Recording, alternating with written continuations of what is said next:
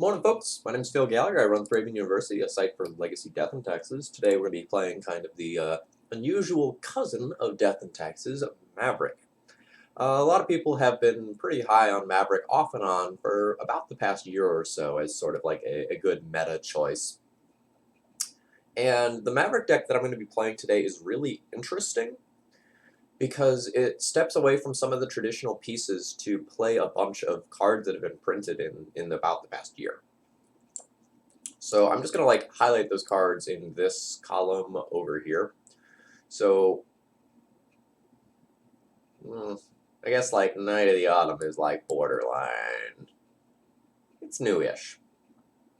So most of the core of the Maverick deck is still here. You know, we're still the Green Sun Zenith, Knight of the Reliquary, sort of like mana denial, hate bearer sort of deck. But this version has a lot of alternative things.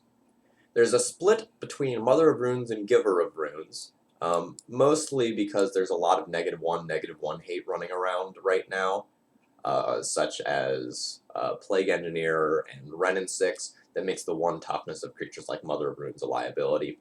So to have a couple of things that can stick around through that, there's a Giver of Runes split. Giver of Runes also has the upside of being able to stop some things that otherwise might be a little bit annoying, such as you know, maybe some opposing equipment or a Maze of Ith or something of that nature. The Hexdrinkers are really interesting. It's sort of like a true name nemesis that Maverick can run. So once you dump 3 mana into it, it's a 4/4 true name. More or less. Like, not exactly, but like that's the gist of what you're creating. Protection from instants probably means that it's not going off of the battlefield in most cases. And at 8 mana, it gets protection from everything. And you might say, 8 mana, that's a ton, there's no way we're ever going to get to... Oh, that's the combo. So Gaia's Cradle as a mid to end game way to just funnel mana into Hexdrinker is why this card has so much potential in this home. Knight of Autumn is a great Green Sun Zenith target. You know, kind of a, maybe not an upgrade to Pride Mage because like these two cards do slightly different things, but you know, kind of a nice piece of utility in addition to Pride Mage. Then we have 2 curve toppers here. Shifting Ceratops, which is uncounterable, which is great by blue standards. Protection from blue, you know, big screw you to Jace and True Name. And then it can get reach, trample, or haste until the end of turn as you need. So, like, it can just, like, rumble past blockers with trample. It can block Delvers and Flicker Wisps and things of that nature. Or if you have a whole bunch of mana, you know, 5 mana, it's a 5/4 haster. You know, that's uncounterable. That's like Reality Smasher style stats. So that's actually pretty strong. And then we have this card, which I've never been on the wrong side of yet, I don't think, or at least not when it did anything. So it's a 3/4 that lets you look at the top card of your library, and you can cast it if it's a creature card, and you can spend that mana as though it were mana of any type to cast creature cards. So, you know, potentially, again, with like a Cradle in play and this sucker in play, you might untap with this, and if you have a few creatures on top of your library, like, you just go. And you also do have a decent number of shuffle effects between like Green Sun, Knight of the Reliquary, your fetch lands. So like you can do a decent amount of work. In my Chaos draft last week, I pack 1, pick 1 Hexdrinker, and then pack 2, pick 1 Sword of Truth and Justice. Went 2-0. Yeah, that sounds disgusting for Cube, Dr. Bill. Good stuff. So I really like the sideboard of this deck. We have a lot of powerful green cards here. Sylvan Library, Collector Hoof, and Veil of Summer, that are just going to be high impact cards in a lot of matchups. The only thing I don't like about the sideboard is that it doesn't have rooms for choke. But like, I just really like choke whenever I'm playing a green deck, so that's personal preference. I assume Veil of Summer is just like nutty against those blue decks as well. So like this is probably fine. Like with Veil of Summer and the Shifting Ceratops, you get a lot of extra wiggle room versus blue decks. So I do want to give a shout out to Jetpack Blues on Twitter.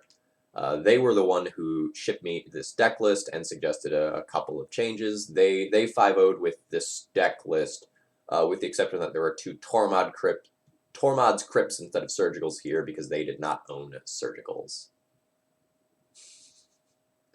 It's all the way. Alright, let's go ahead and jump into some matches here and see how we do with Maverick. Legacy Challenge is not today. Let's just Legacy League with Hexdrinker Maverick. Let's get this back over here. So for anyone who's curious, I just started actually teaching on Thursday. So the kids are here now. Everything is going great. Quite like my classes. The school I moved to North Carolina for is most excellent. Wonderful environment there. But maybe more on that a bit later.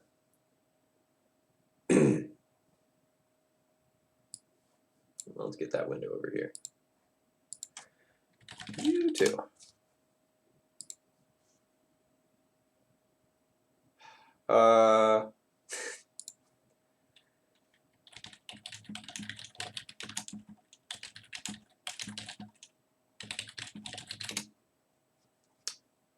We have sort of a sketchy hand here. I'm going to keep it. I'm keeping it because there's 2 scenarios in which this hand is good. Number 1 is that Mother of Runes and Giver of Runes are good against my opponent's deck. Number 2 is that Wasteland is good against my opponent's deck. If one of these 2 things is good against my opponent's deck, then I will have time to go and draw into something that's more impactful. So biggest mistake of the day so far is not switching out my basic planes for different art. I hate that this is the default art. I have fancy planes for a reason.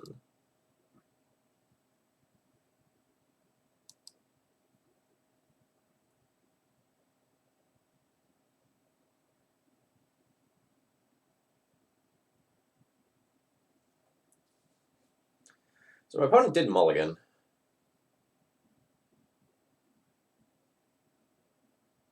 I didn't really take that into account when I made my decision. Oh, come on, non-basic. Non-basic for me. Rats.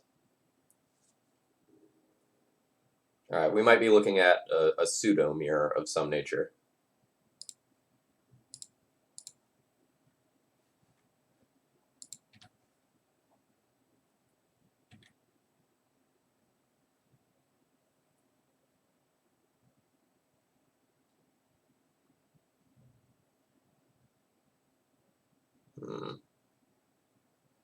Alright. We're at the mercy of the top of the deck here. Well, as far as top deck go, that's totally acceptable.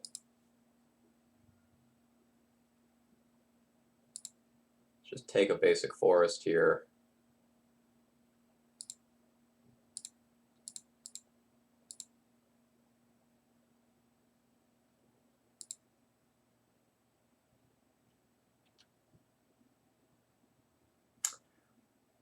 I'm just gonna get cheeky and swing with this Giver of Runes. The Scavenging Ooze isn't necessarily something that I need to be protecting right now.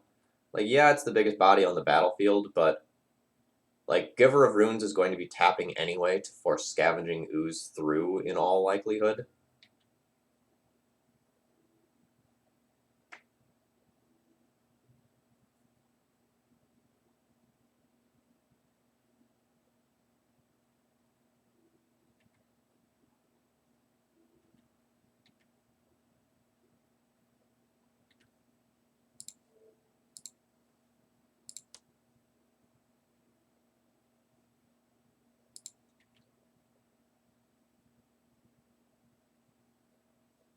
Okay, that is a fine, fine draw.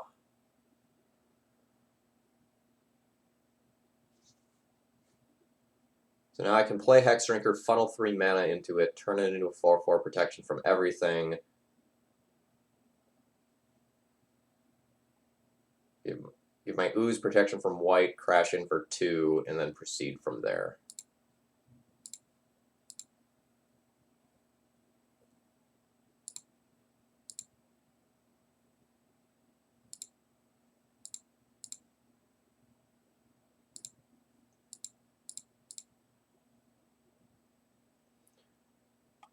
Alternatively, I can just hold my giver back defensively.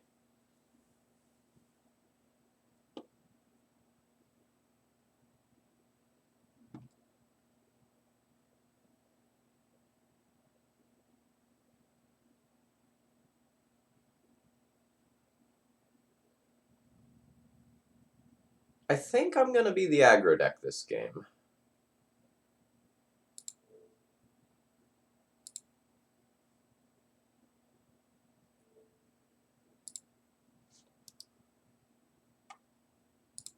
So the 2-2 split is there largely in respect of Plague Engineer and Wrenn in 6. Like, there's some other utility. For example, Giver of Runes can go and give protection against things like Mazavith, which like might be a very real concern in this exact game. So Mother of Runes is a better card in a vacuum because it protects itself. So for example, if your opponent has 2 pieces of removal and you have Giver of Runes and something you want to protect, the first one gets Giver, the second one gets whatever you wanted to protect.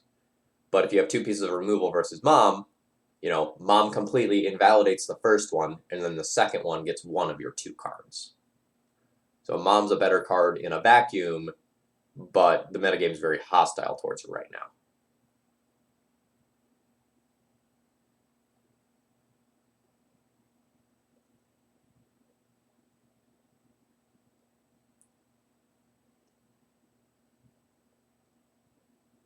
The answer there might be because it's sweet, if I'm being completely honest. Alright, so they do have a black splash. That's very good to know about.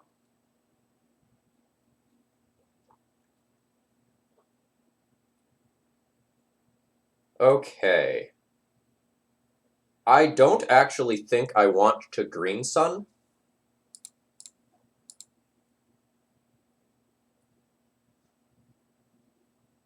Like, getting Teague or Knight of Autumn is fine. Getting a Knight of the Reliquary is fine. But I think I'm all about just turning this into an 8/8 protection from everything over the course of the next couple of turns.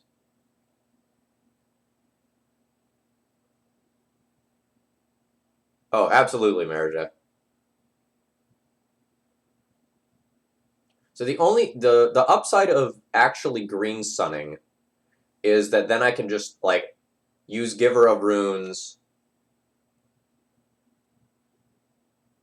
to block their Giant Knight of the Reliquary. Solway. Um,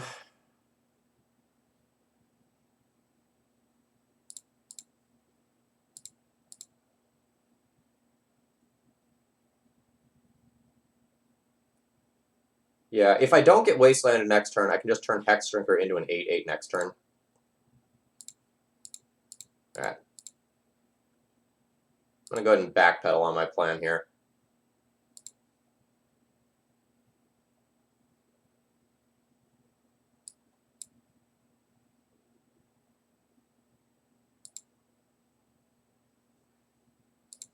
And then I don't need to force the Hexdrinker through this turn. I'll just leave that there.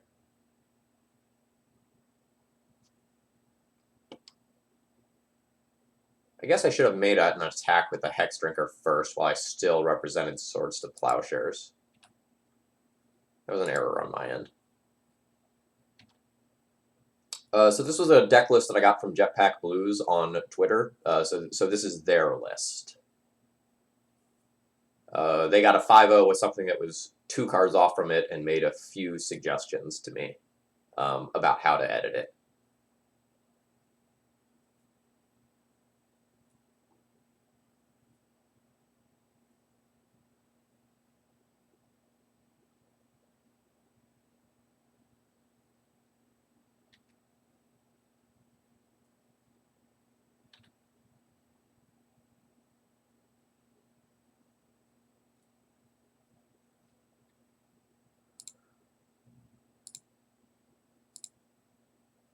And now we get big.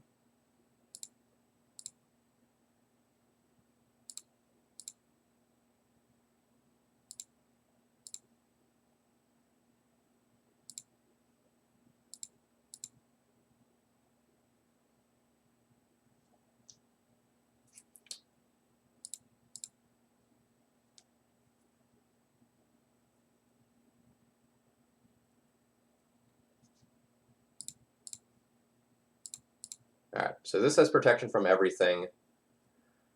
I think I just am supposed to hold back the knight for utility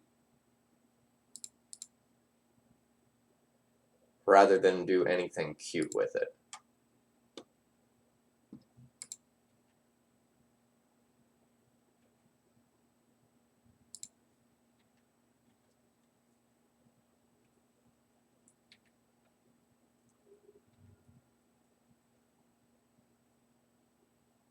My opponent's pretty likely to end of turn activate their knight. If they get a non-basic, I will wasteland them off of it with my own knight.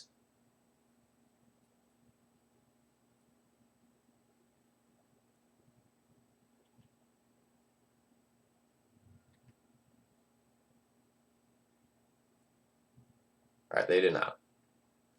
Good play, good play. And so I don't think I want to take another action here with my own knight.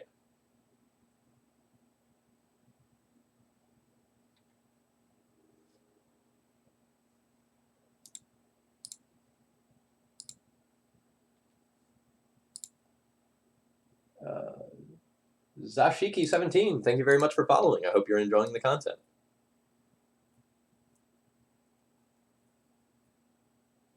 I mean, we're not going to make a deliberately bad play just to, like, level the Hexdrinker into oblivion. Alright, yeah. So Hexdrinker was just, like, unbeatable in the pseudo-mirror here. Alright, so what do we want here? Council's Judgment seems great. Library seems great. Ramunap seems fine. Would consider Bojuka Bog. Would consider a one of this guy, but probably not. And I think this is too narrow for just Abrupt Decay.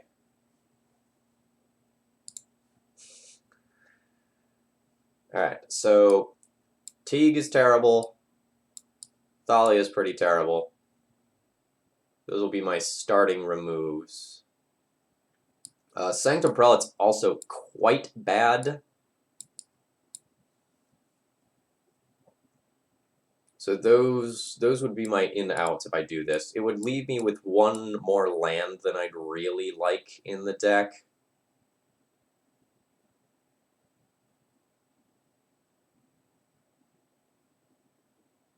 I don't think it's correct to cut another land for this. This bog is sort of medium.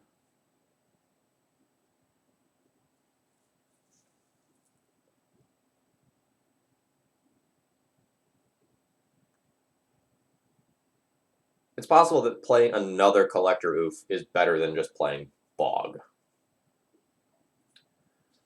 No, so like Veil of Summer is basically only going to be like a protection against Abrupt Decay specifically, in all likelihood.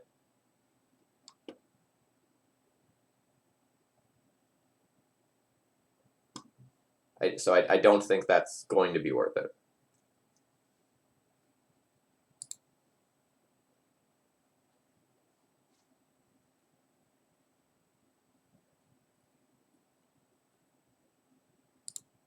Alright, I'll be keeping this opening hand. Got a couple of different ways to play this out early.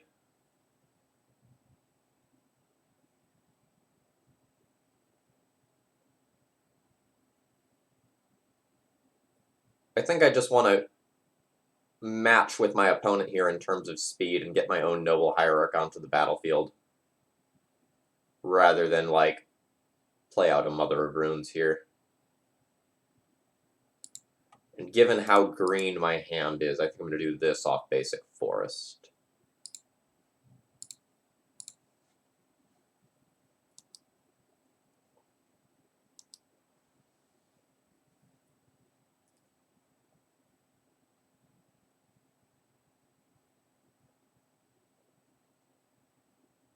I would love to draw Swords to Plowshares.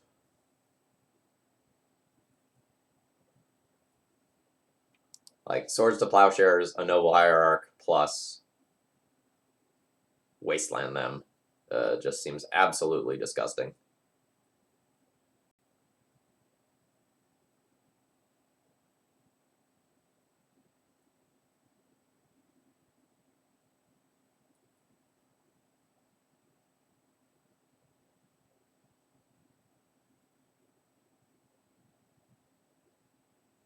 Man, I really hope they don't have Scrib Ranger. That would be savage. So because of that, I'll probably take all these actions in their upkeep. No, I guess I can source the Plowshare safely now. That's fine.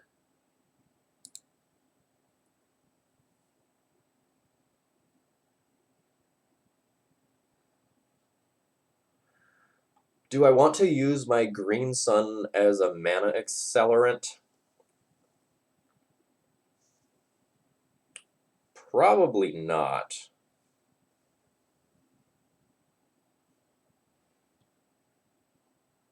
I think that just needs to be gas. Note that my choice to fetch Forest last turn is punished by my drawing exactly Swords to Plowshares.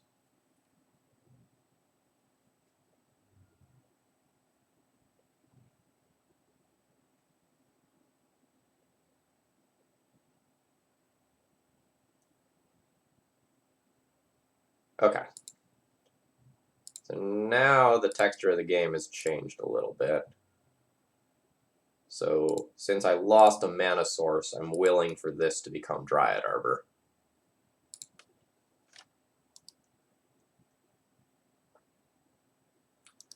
And then I have Jitte online next turn if my opponent doesn't wasteland me. Otherwise, I get like Jitte plus wasteland at my turn. Oh my god.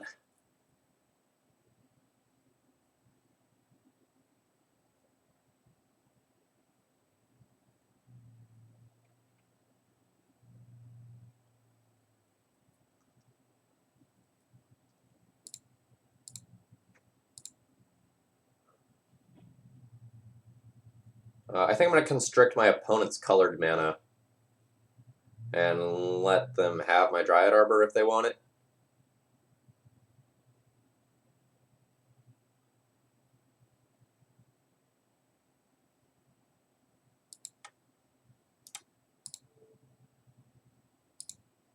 Because if I can get rid of the bird, then that knocks them off of colored mana unless they have another land.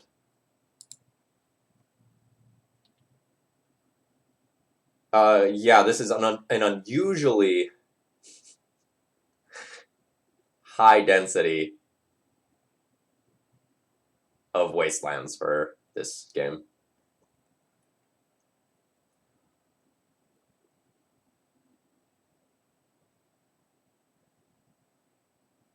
I think I'm just going to outpatience my opponent here by playing a Knight of the Reliquary rather than going all in on the Jitte. Going all in on the Jitte will mean that like I probably like win or lose the game on this turn.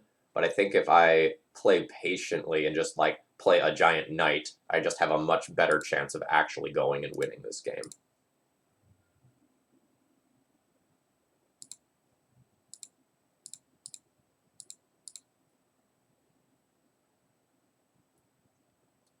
One, two, yeah, like the knight is just absolutely massive. And it represents both a win by clock and a win by mana denial.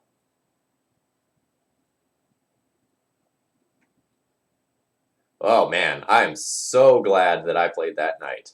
Holy crap.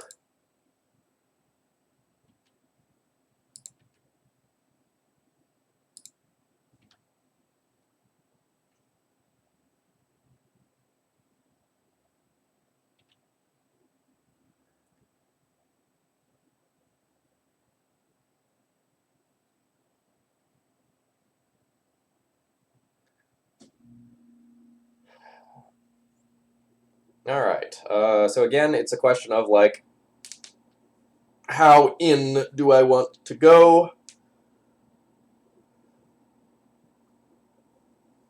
I kind of think I'm supposed to just, like, dump the Vizier into play this turn and then go aggro after that.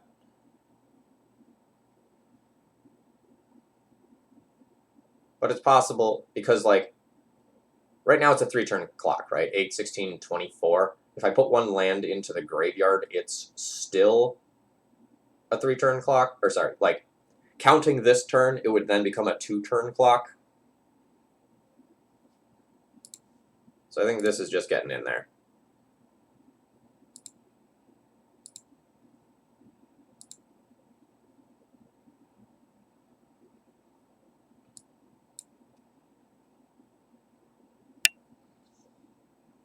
I actually think I want to get the Cradle here to incentivize my opponent to wasteland it rather than doing their own thing.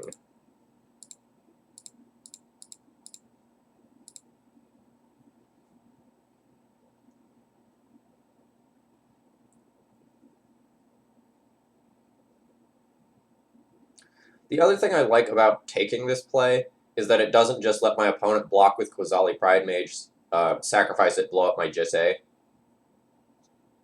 Oh, well, that's a great draw for next turn. And, like, get some virtual mana advantage back. They either have to, like, choose to blow this up right now, or, like, they've kind of, like, wasted a mana holding it back. Great.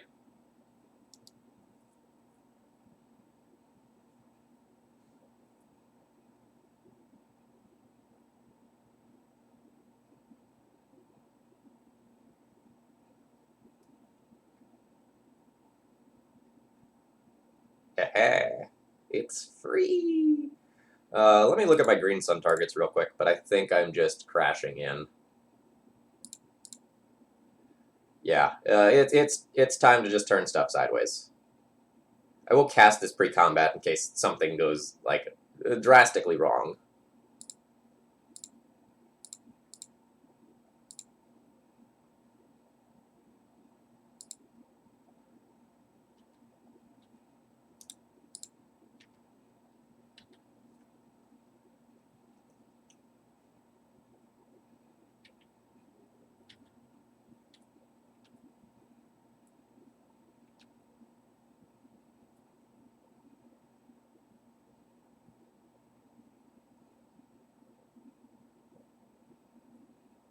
Why is that in the deck?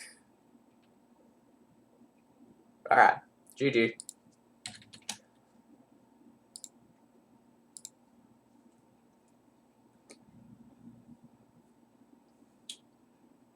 So Gaddock, Teague, Thalia, and Sanctum Prelate are usually my first cuts in, like, Maverick mirrors and pseudo mirrors. So things like Maverick and Death and Taxes, like, those are the first things to go, in my opinion. Like, you have opposing Caracas to worry about, that's tutorable, and the, like, 2-2-2-1 bodies aren't actually all that impressive in the matchup.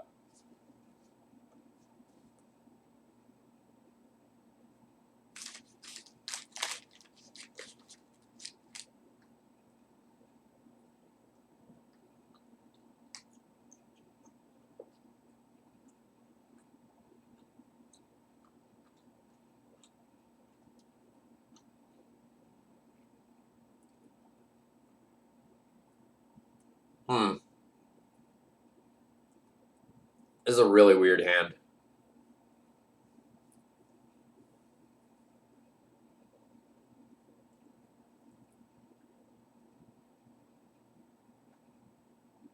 I think this is a keep.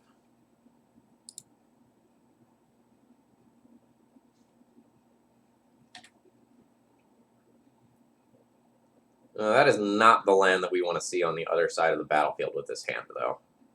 And that is also not the draw that I would like to see. So this is just going to be Verdant Catacombs and pass. The possibility of fetching a Savannah to Swords to Plowshares and opposing, like, Stoneforge Mystic or something like that.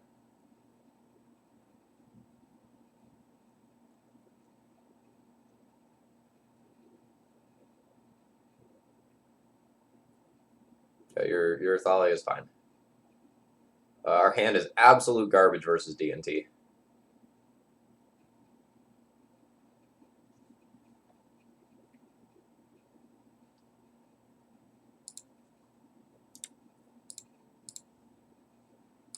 think I'm just going to take them off of that Cavern of Souls and hope to slow them down until I draw into some better cards. Absolute garbage versus D&T.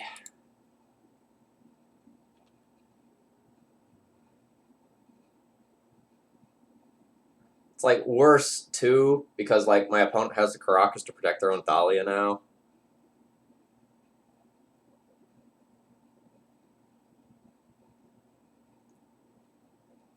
I'm not a happy camper.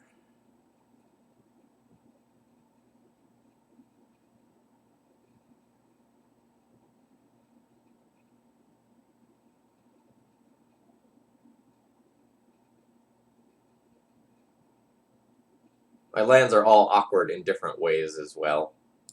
I'm going to try to feed them a Dryad Arbor. See if they'll Swords to Plowshares it.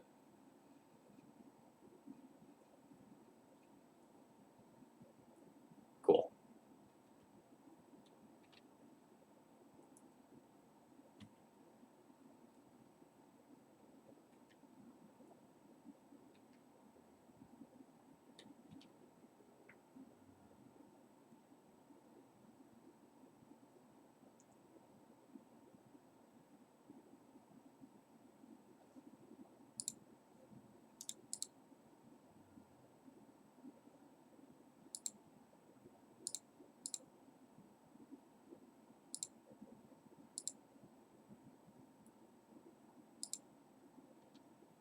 What do you mean Slam Thalia can't remove? Opposing Caracas just bounces it. Well, apparently it was a total mistake to not wait for Sanctum Prelate to play out my stuff this game.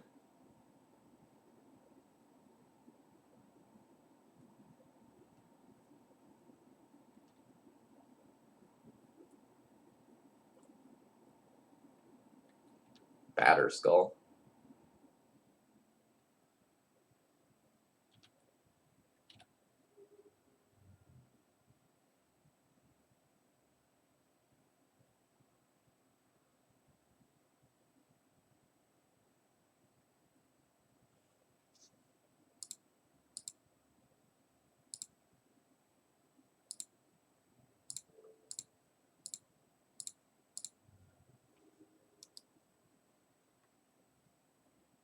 So, them getting the Batter Skull either means they're bad or they actually have the Jitte in hand already. It's hard to tell which one. Boy, my hand is strong.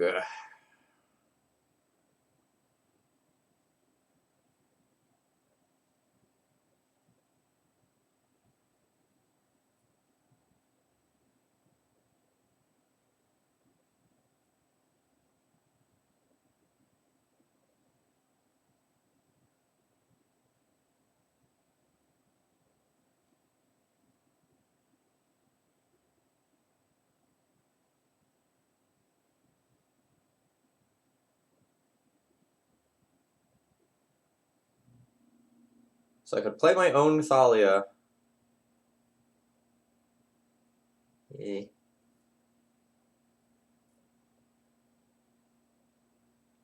Basically, every action I can take is not great.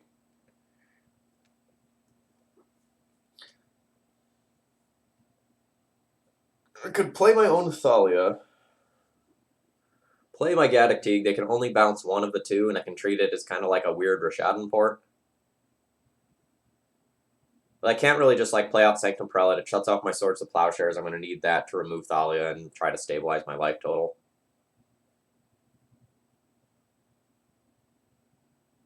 Wasteland would be so clutch.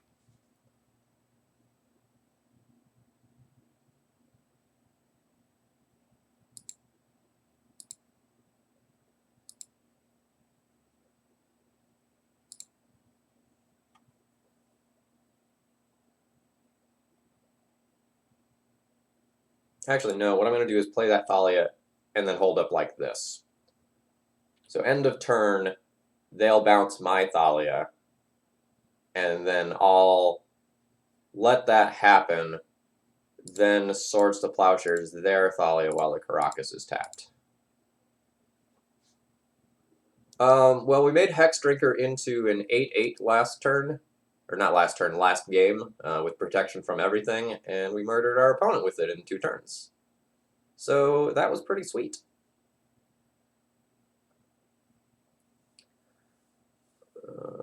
But otherwise, we're at kind of a disadvantage here.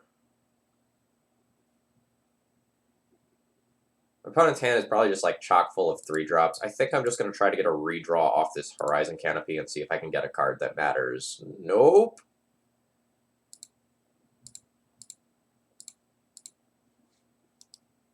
This one's going to be a struggle.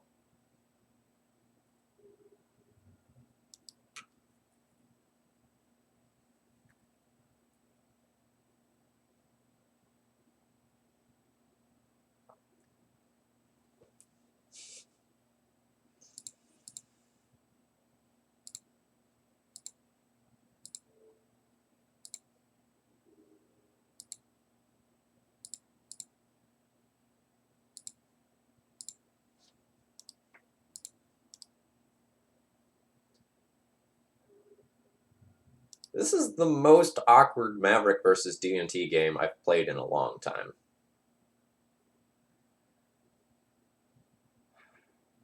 Oof. Opponent happened to legend rule one of their own things here. I really liked Max Dorshan's Rug Delver list, but I can see worlds where Stoneblade's actually quite good. That play was also probably a pretty big mistake. But not much I can do about it given how bad my hand is.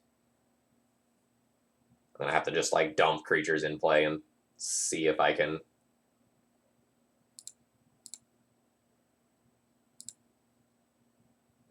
do something that's relevant and matters.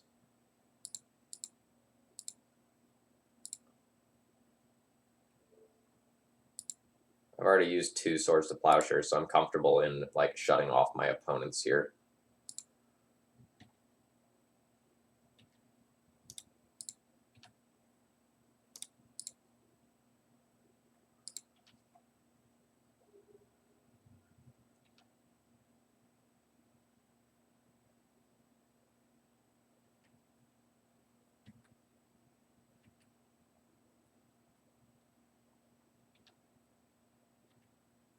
This game was a great example of what it's like to draw the wrong side of the deck and how bad it could be.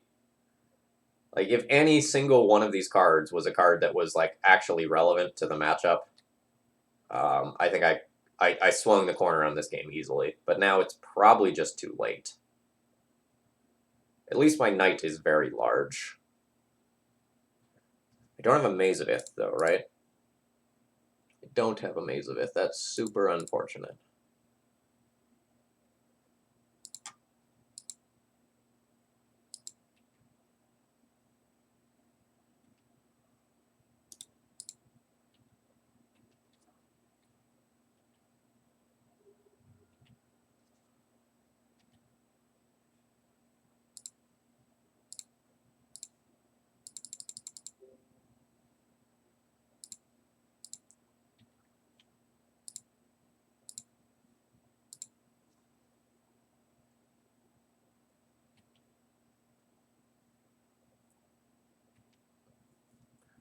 Well, if opponent can play another card, I think they've pretty much got this one guaranteed.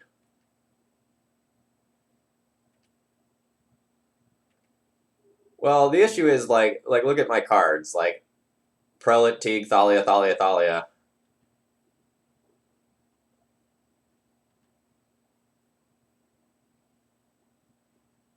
Yeah, that's the problem here.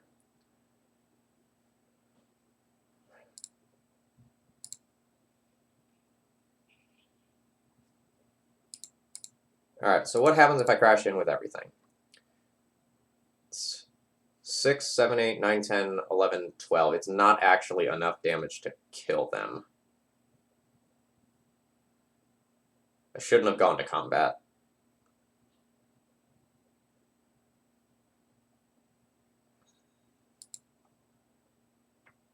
Yeah. But I should have done this main phase.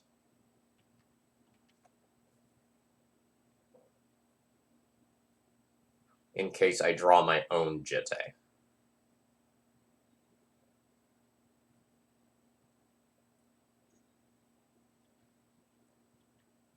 It also gives me one more mana to work with because I probably won't have like used. Oh my god, is my opponent actually going to kill my Sanctum Prelate and give me the out of Swords to Plowshares? I'm so thankful for that. Never mind. Apparently what I did was great.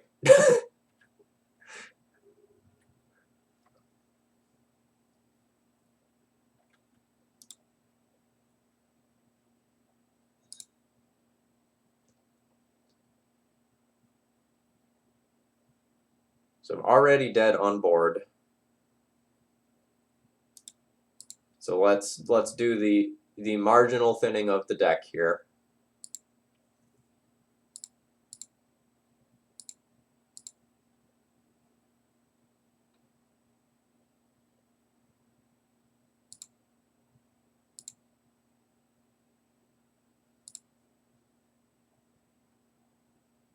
Fudge. All right, well, we tried. We drew terribly that game. Like, I accept. It's not like my opponent drew great either. They were stuck on 2 lands for a very, very, very long time. All right. Council's Judgment, great. Collector Oof, great. Ramunap, probably good enough. Sylvan Library, probably pretty good. And then we'll kind of do just like what we did before, where we go and junk our Thalias, our Gaddock Teague, and our Sanctum Prelates. So basically, we do exactly what we did last time, and we take out all the cards that we drew last game. Easy. Shankus, thank you very much for following, as well as Zutfenar. And Go Gadget Blunt as well. Missed a handful of you, sorry about that. Hope you're enjoying the sweet legacy content. Hopefully we get to Hexdrinker, my opponent this time. I would like to play first. And my opening hand is quite solid. I'll be keeping this one.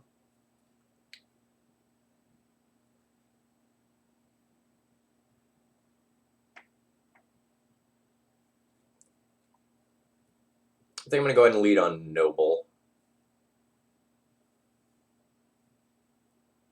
But it's real close. So, like, if you lead on Mom and they have Swords to Plowshares, they plow a Mom, then I go Noble Mom before they have anything. If they lead on... If I lead on Noble and they plow it, then I go Mom the second turn, and I probably get a Mom that lives no matter what. Noble gives me the option to pivot to something else should I need to do so. I don't really care about an imposing Mom because I have Council Judgment already.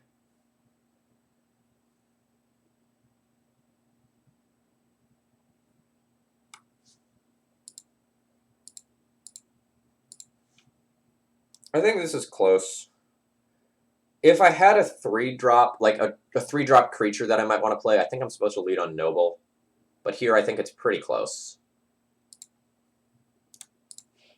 And since we're already exposed to Wasteland, we're just going to go deeper on that plan.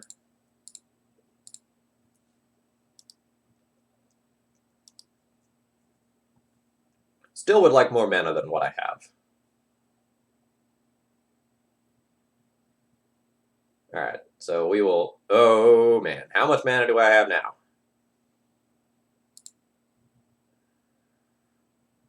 So I have 1, 2, 3, 4. I have 5 mana.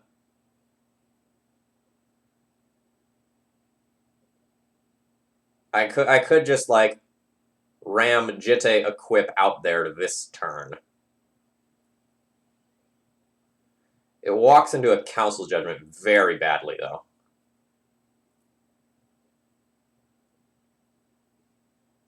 So I could just go like 1, 2, 3, play Knight.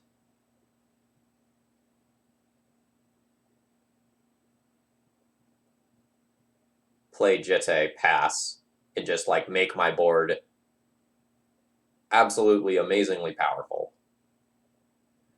And then expose myself less to Council's Judgment.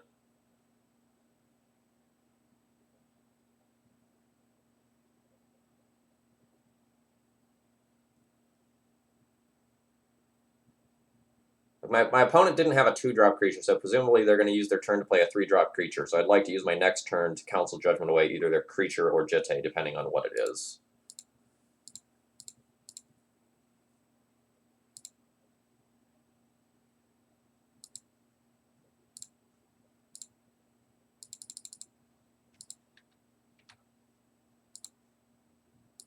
No cheeky mom attack for 2. Mom is on active guard duty right now.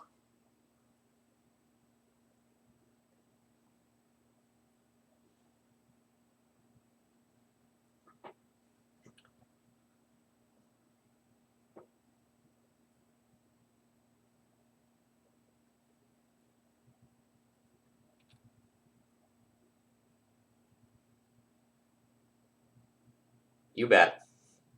You bet.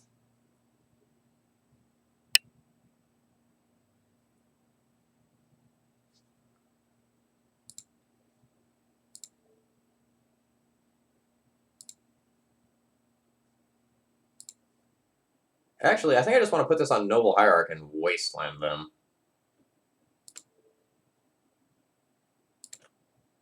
Yeah, I'm with you, Waffles.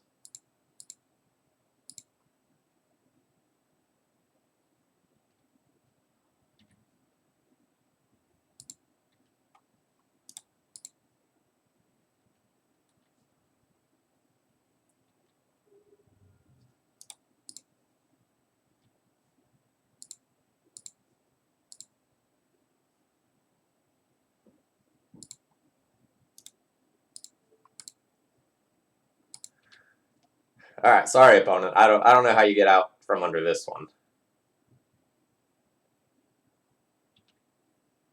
Is the plan to continue to port me?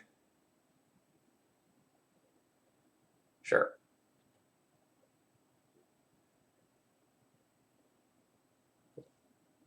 It's a real shame level up is only as a sorcery. I'm just throwing that out there right now. Do you just keep wastelanding them? I kind of feel like this is the point where I just turn the corner and start attacking them.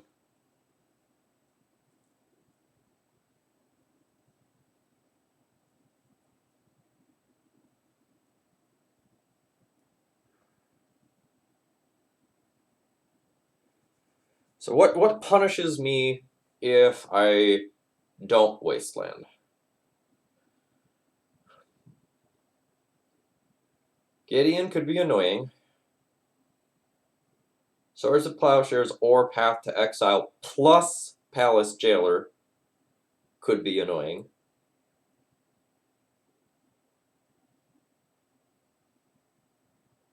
If they had Council Judgment, they already could have cast it. I don't think they're going to have Cataclysm in for the matchup, but, like, yeah, that is a relevant point still.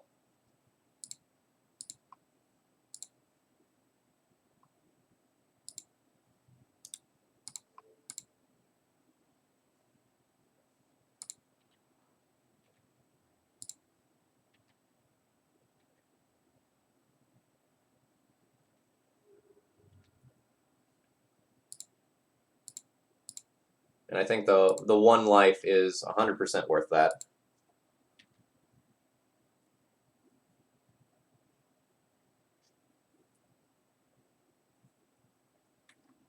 Yeah, that was savage. Opponent's keep seemed weird to me.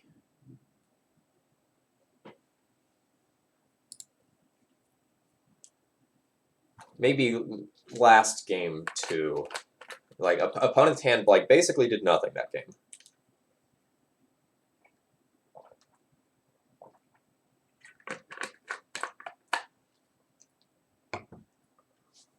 Does my opponent have, like, any finishes with DNT? Like, are they new? Or is their build unusual? Like, what's going on?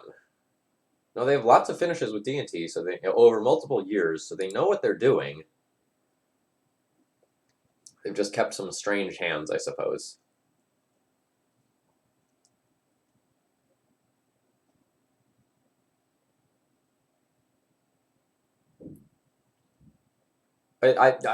I'm not sure what was going on the other side of the battlefield. Like, I didn't see the vast majority of their hand, but when they got to 3 mana, they also did not, like, deploy anything like a Mirran Crusader or anything like that. So, I don't know.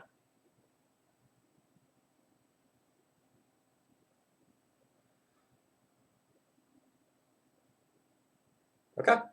We have a solid hand, not an amazing hand, but a solid hand that like mostly intends to win the game via Hexdrinker.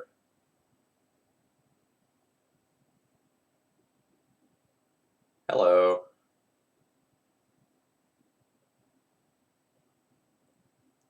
I have to think about whether or not I want basic forest or just another savanna here.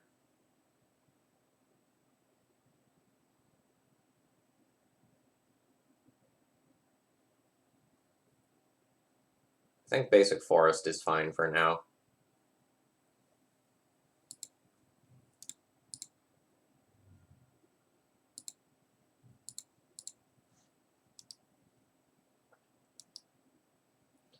If I get savanna, I'm just so dead to plow plus wasteland.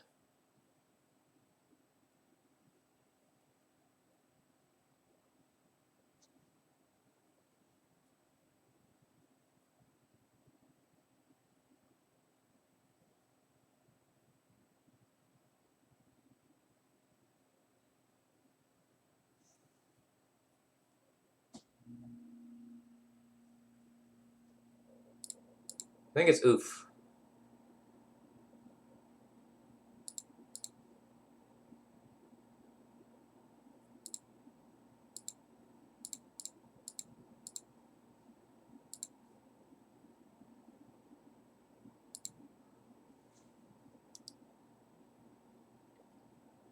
Like, the ability to shut off their Vial and their Jitte is absolute gas. And then in one turn, we get the opportunity. Oh.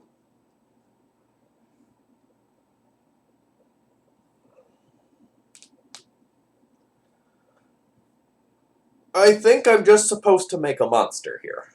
I think I'm just supposed to like try and level up a Hexdrinker, and if my opponent has Swords to Plowshares, they really need to use it to answer the Hexdrinker, not the oof. I think.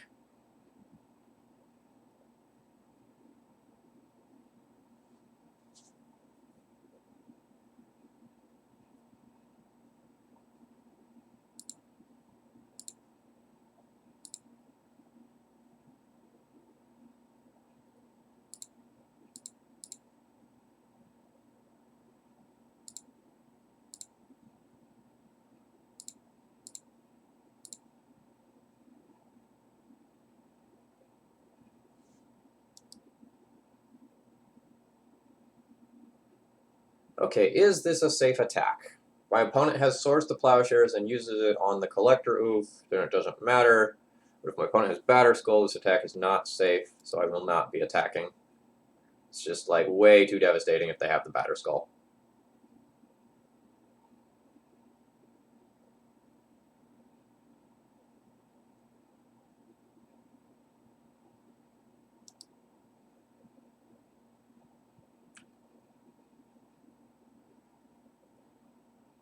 Right, but I can't play around like both Swords to Plowshares and Flicker Wisp with the cards that I have available to me, right?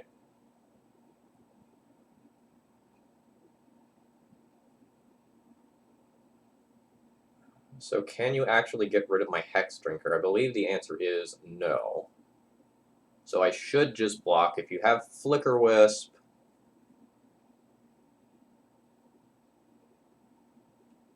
like, you would have just flickered it pre-combat. This is only 3 damage. I am a 4/4.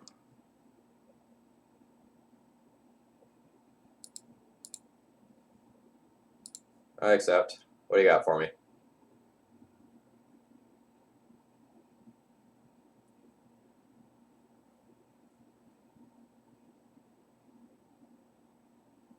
Okay.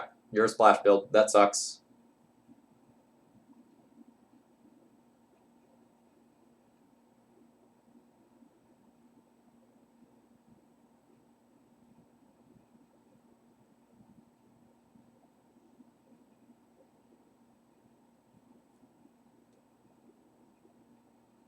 I don't think I can play around a Pontiff when my opponent has shown me a mono white mana base, though.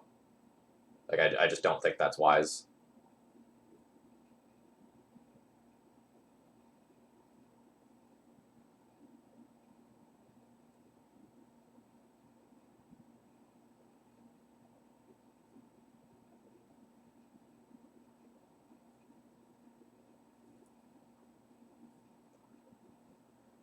So I need to save the Hexdrinker for a turn.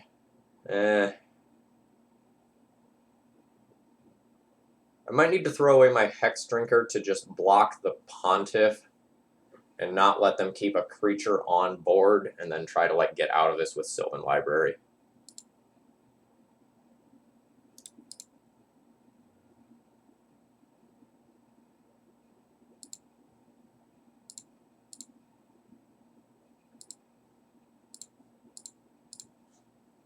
Because otherwise my opponent is just going to get like Jitte counters that can sit there with a creature, and I think that's just way worse for my position. This also hopefully gets the Pontiff off the battlefield in a situation where it's not actually haunting anything.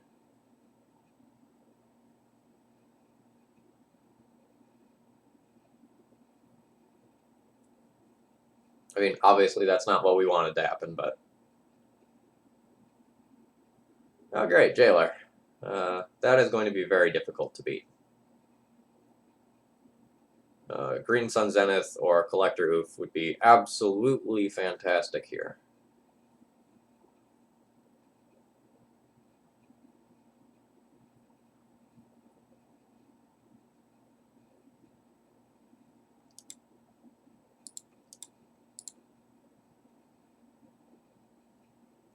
Those are about the worst possible draws.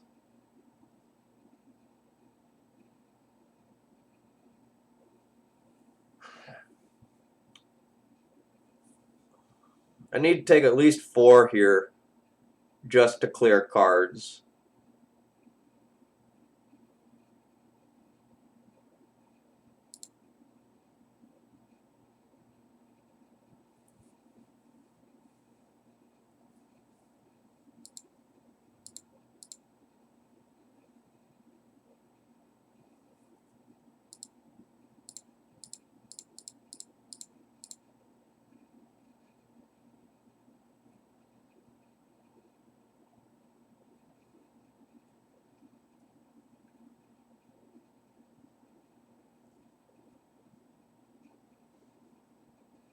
Mine is going to be a little light.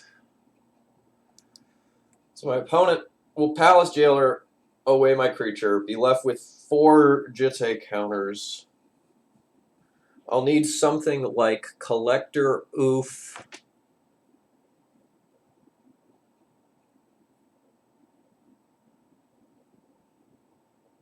Maybe plus something else as well.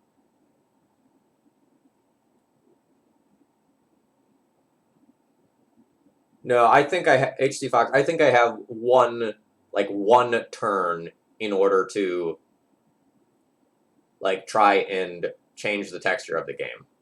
Like I think that's absolutely all that I get. 3. So my knight is a 5/5, can become a 6/6 or even an 8/8.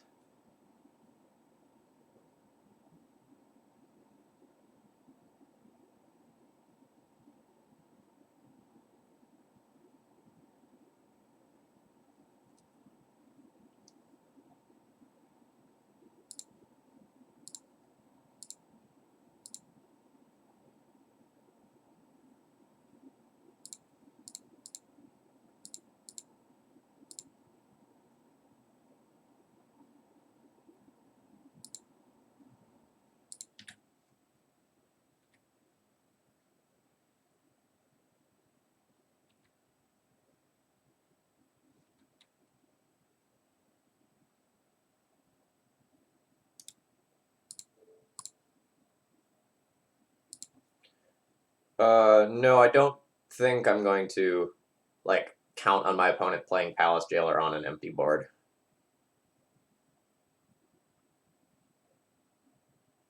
Ugh.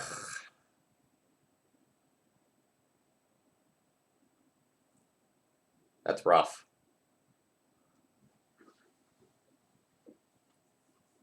Will they name Wasteland or Night?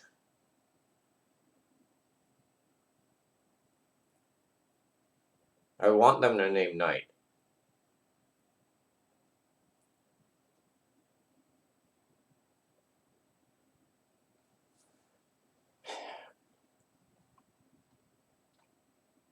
I might need to Wasteland myself. Because if they attack in with both their creatures, I block Recruiter, they pump, go up to 5.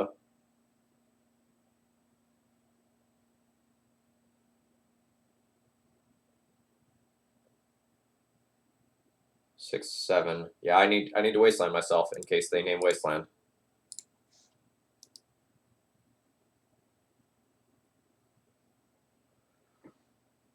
Note, I'm so beyond dead to any sort of removal spell. A Flicker Wisp, another Jailer, a Swords of Plowshares, anything like that is going to wreck me.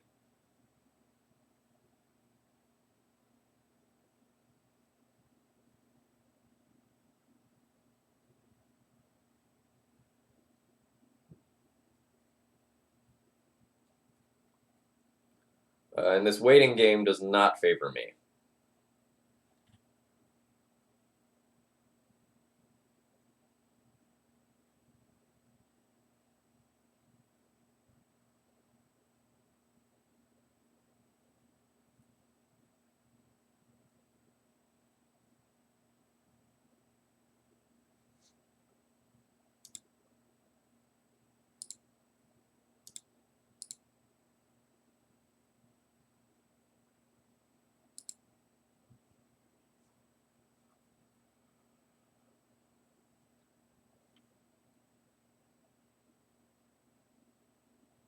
Ugh.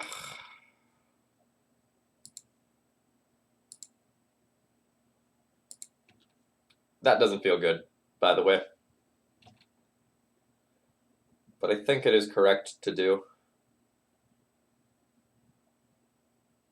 I need to limit their options as far as the Jitte counters go, since, like, in the short term, you'd attack there and die on the backswing? Like, if I turn that knight sideways there, they take the 8, and then, like, basically kill me back. Sure, like, I play Hierarch, they -1, they attack me for, what, 2, 3, 4, 5, put me to 2, get 2 more Jitte counters. Oh, right, get the Vizier back, I see. Yeah, I forgot about that.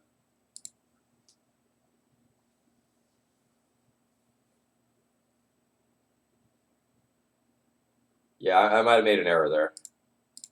I still don't think we're getting there, but, like, maybe that gives me outs. Like, it could let me catch the mom off the top of the library or turn down the road.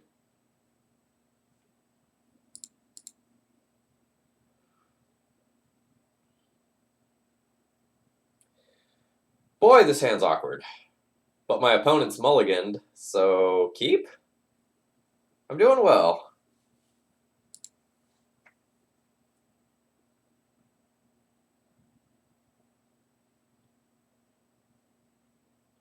This hand's a little sketchy.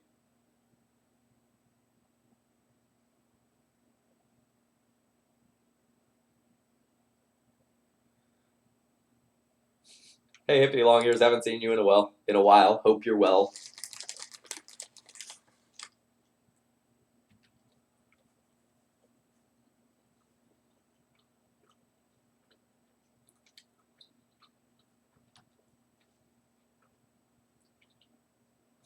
Fucking daggers.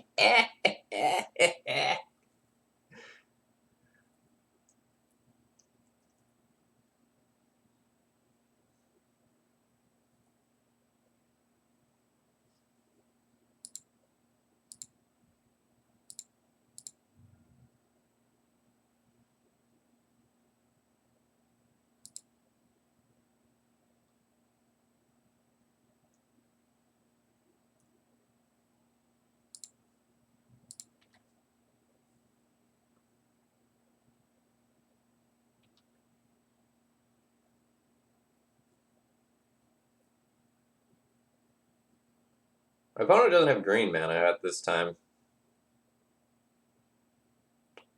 which is great.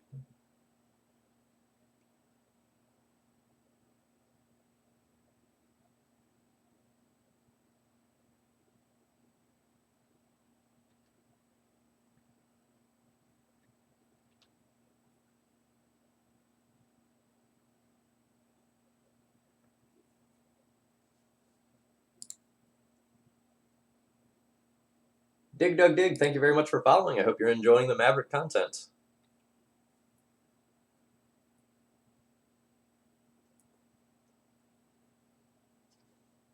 Do I have any sweet tutor targets? I just get like Cradle.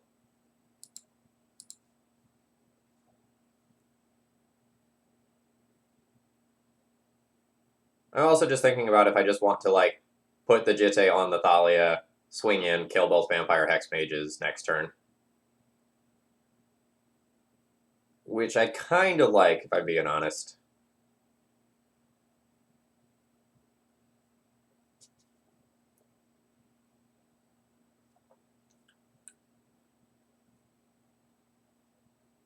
But I guess... Oh no, I can't...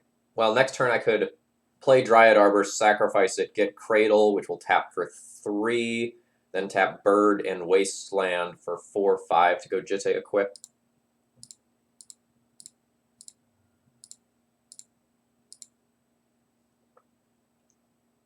So it's fine to just play the Knight this turn.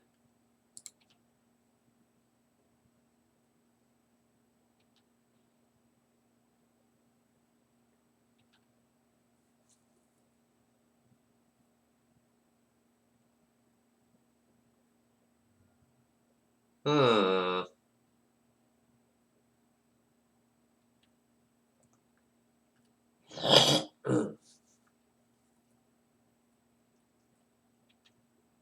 That makes things a little trickier.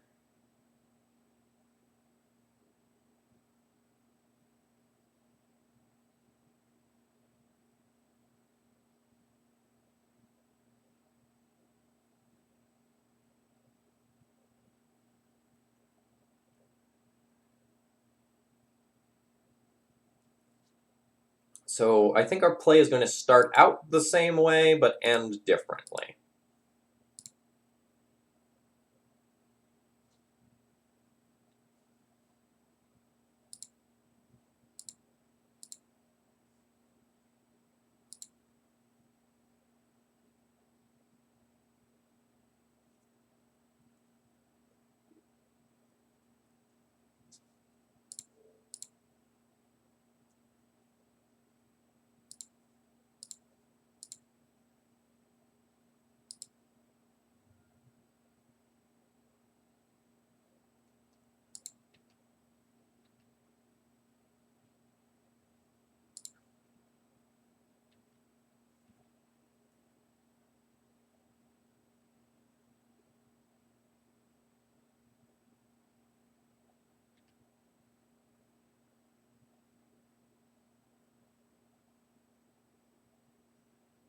They saw the line.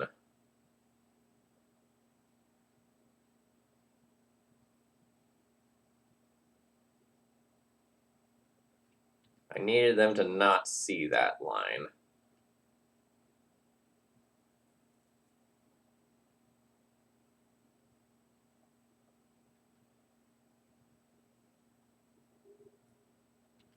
I'm not dead yet, but life is not good.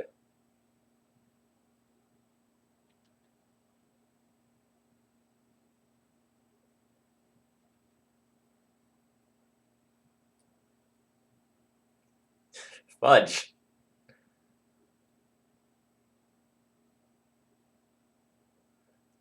Don't you do it. Don't you crop rotation. And they still have 1 mana to pay for another spell. Oh yeah, that's a good point. I forgot about the Urborg.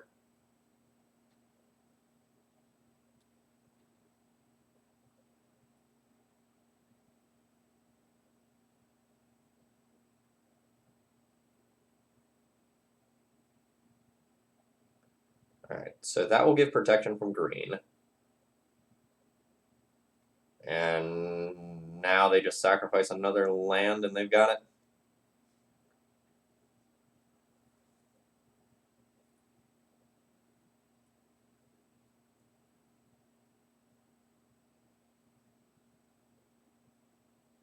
Yeah, I Caracas, they Sylvan Safekeeper, sacrifice a land.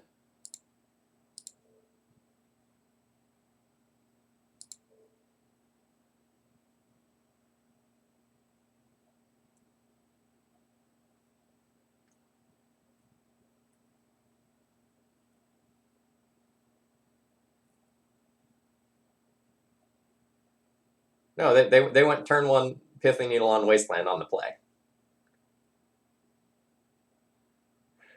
So, oh, wait a second, hold on. I'm not dead, right? So this is Shroud, not like Hexproof. So they sacrifice a land to this. It's going to counter the Sajiri Step activation. I'm not dead. That doesn't fake them out. No way.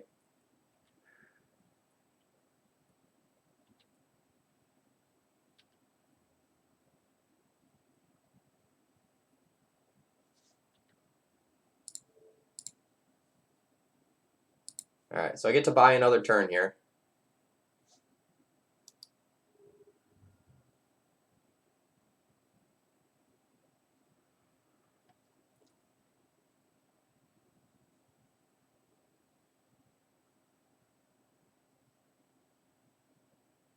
Alright. So I plow. Huh. So I plow. They protect in response. I plow. They protect in response. I attack with Thalia to try to gain life. That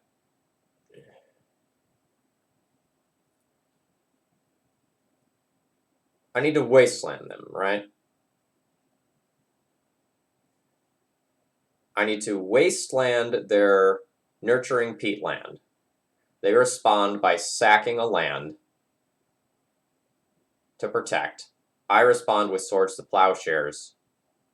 They respond with Swords to Plowshares. I don't have Maze of Ith.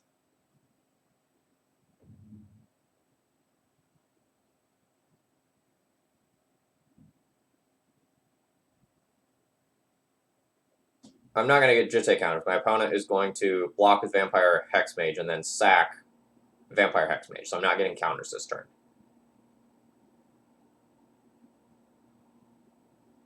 No, I think I've got it. Wasteland this. They sack it to protect this. I respond with the Swords to Plowshares.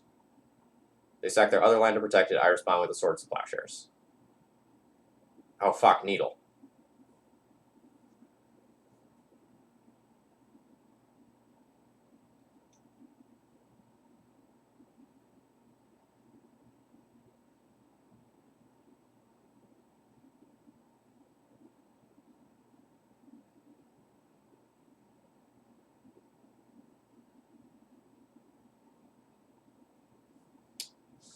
Alright.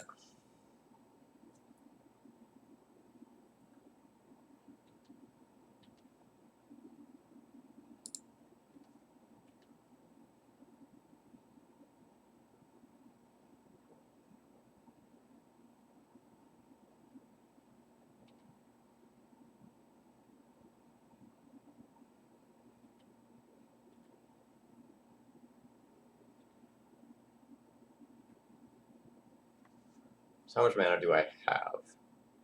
So So this is 1, 2, 3. So I can't actually do this.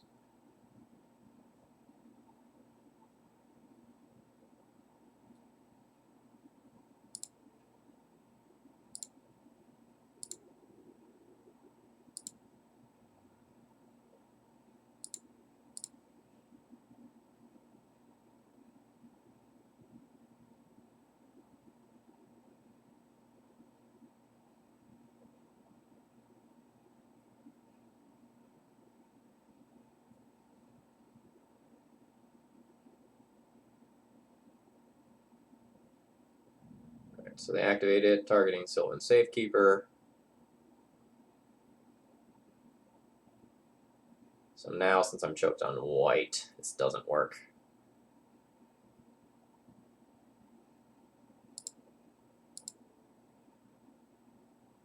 I needed them to just let that go.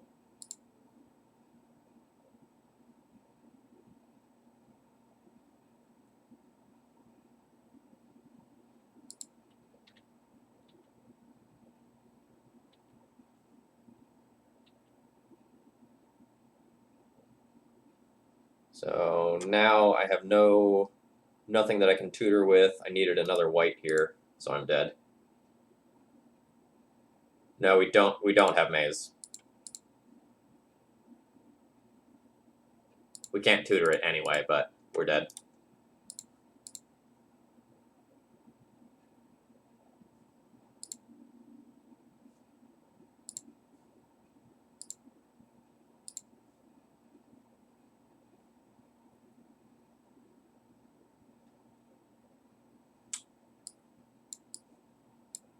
So I'm going to want Council's Judgment. I'm going to want Excavator.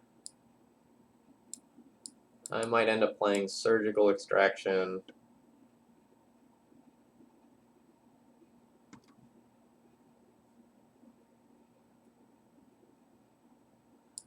We may end up like playing Library.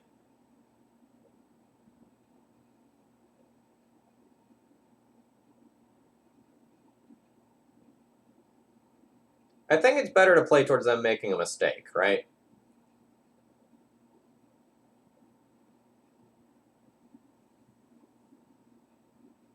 Like, we only have one bird. And I don't think, like, we have very many redraw outs.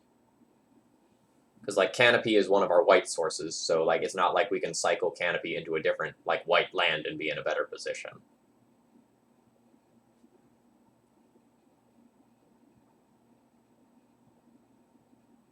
No, I don't think Thalia lost us that game.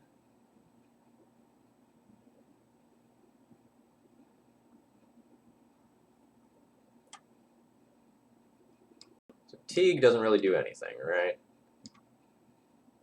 Let's get that out of there.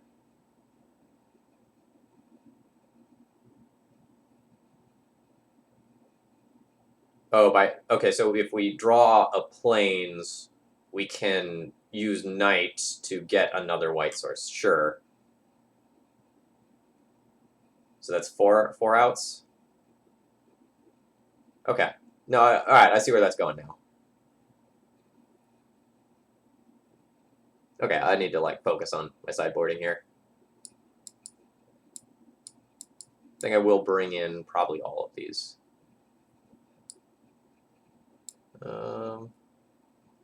That doesn't seem super necessary.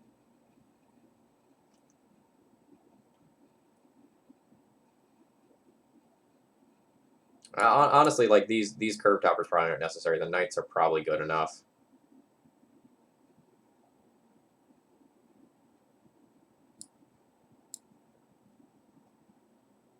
Maybe I'm not supposed to board in these.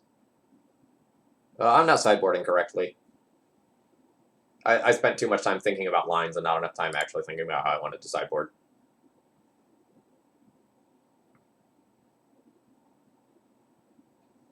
This is awkward.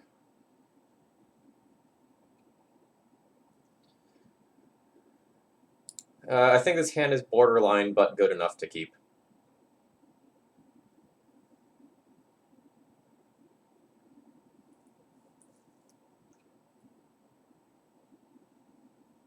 So, like, it has an answer to a Merit Lodge, a potential, like, anti-combo card,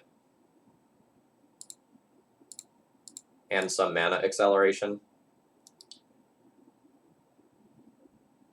I think this is one of those hands where you're, like, not excited about it, but it's good enough.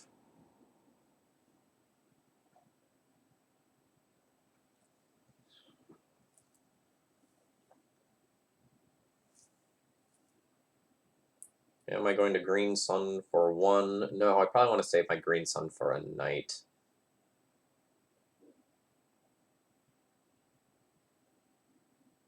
I think I'm just gonna Jitte and Giver here.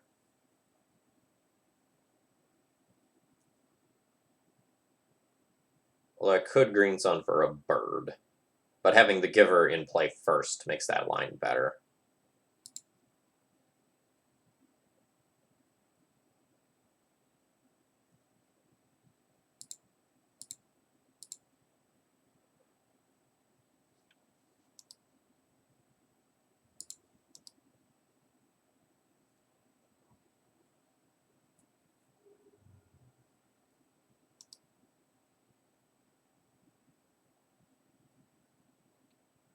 Oh, my opponent is stuck on land. Oh no.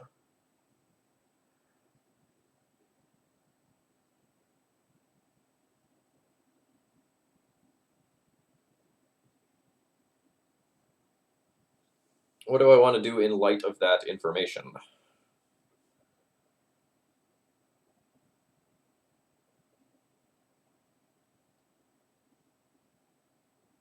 My hand's a little awkward. Prelate stops the source of plowshares that's in my hand. Thalia makes 3/4 of my hand more expensive.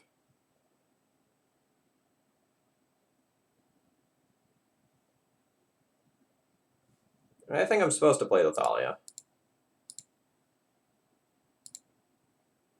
It's just very awkward.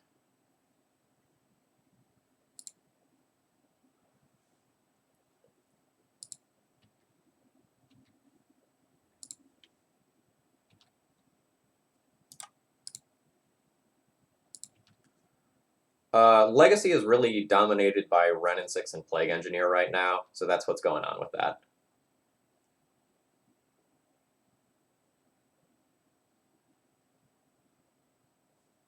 So I could go 1, 2, 3, 4, or I could just go 1, 2, 3. I think I want to get this Jitte into play.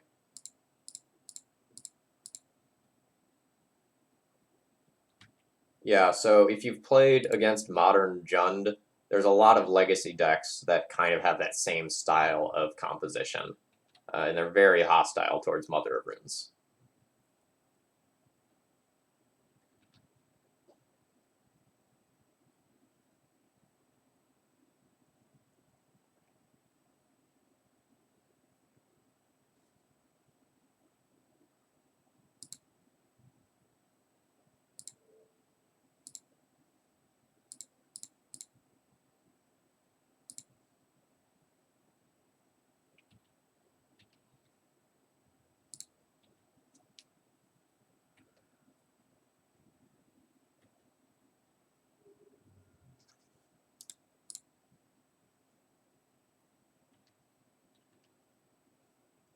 Yeah, the metagame's cyclical, right? Like, we'll come full circle eventually.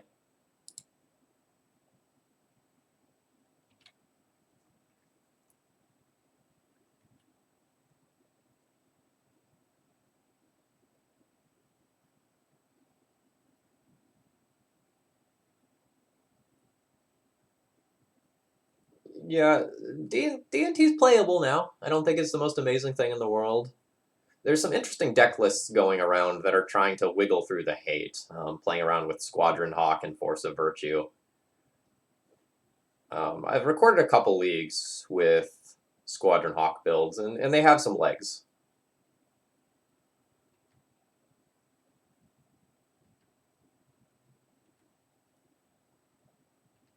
Do I have lethal this turn?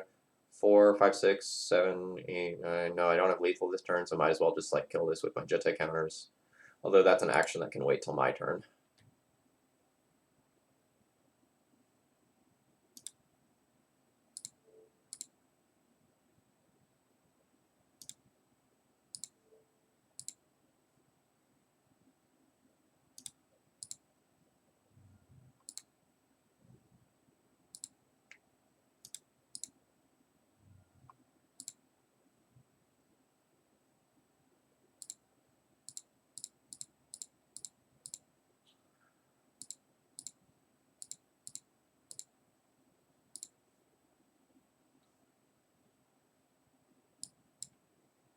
Alright, my opponent's done with me.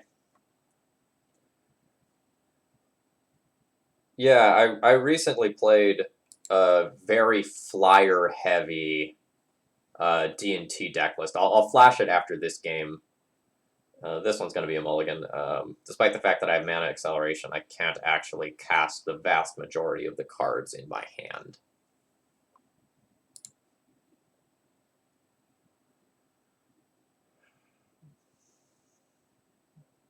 This is a very awkward hand. So I'll put the Dryad Arbor back. On turn 1, I'll Verdant Catacombs for Savannah, Green Sun for Dryad Arbor, and then Sanctum Prelate on turn 2. Yeah, so this one's a keep. Not an amazing hand.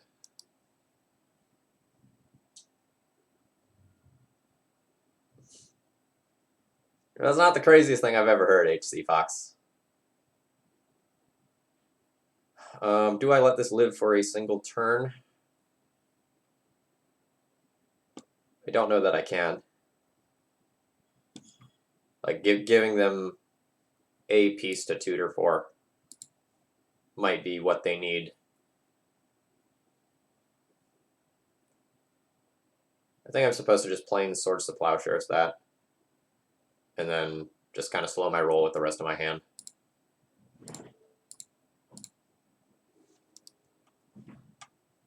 From the other side of the field, when I've played this deck, I usually don't activate Elvish Reclaimer the turn that I play it, or like the first turn that I have the chance to activate it.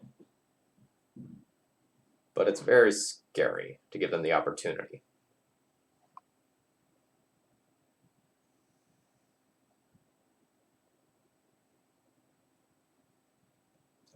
Now I think I'm just going to hope that they don't have access to a Dark Depths in the not-too-distant future, and I can slow them down via Thalia. Otherwise, it's just like Green Sun for Bird. If they have Depths, I chump block and buy myself a turn. That doesn't seem fantastic.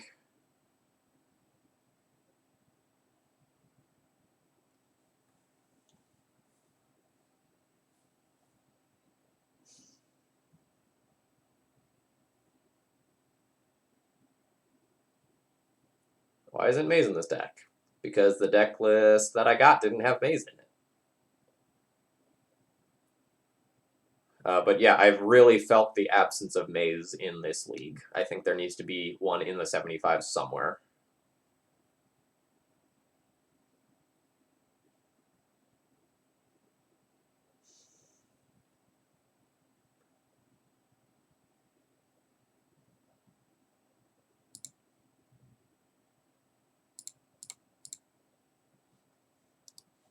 Yeah, the problem with Maze right now is that a lot of the decks aren't like playing these big. Oh, that's so punishing.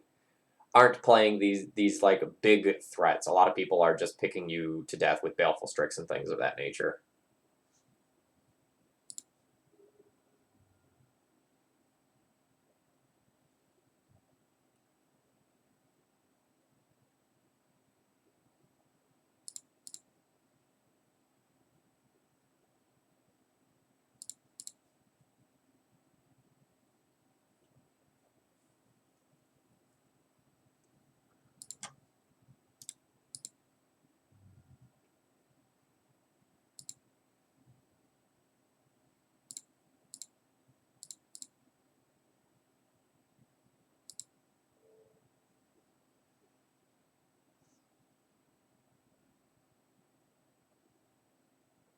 This is a tough choice.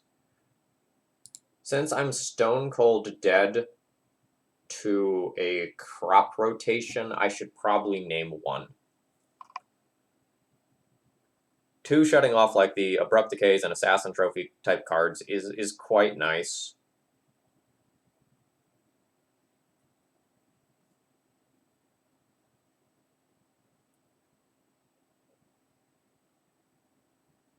Sure, that's fair. If I put it on 2, no, I can dance around that. Alright, 2 it is.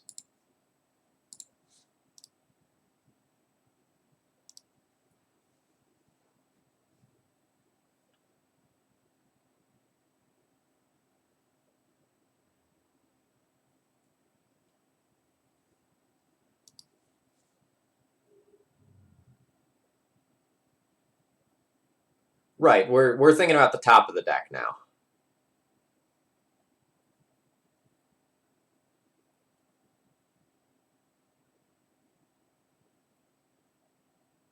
Don't mind Cradle as a draw.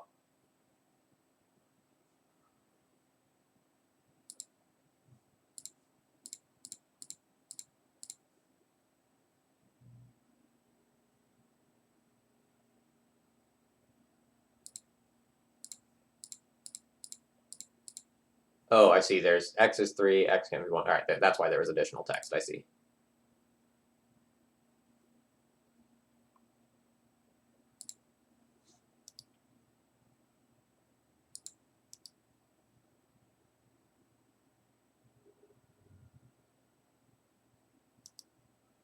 All right, our position has gotten noticeably better. Never mind.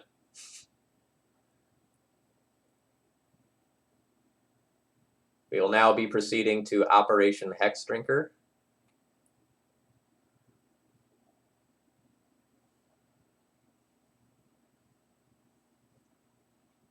So I play Hexdrinker. I can make 3, 4, 5. I can pump 6 mana into it this turn.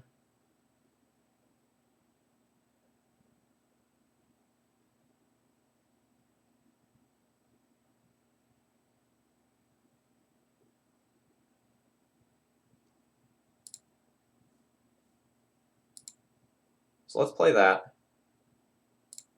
Let's tap that for 3 mana. Play this. Let's draw a card. Pay 1 mana to do that. Surgical Extraction, not really good yet.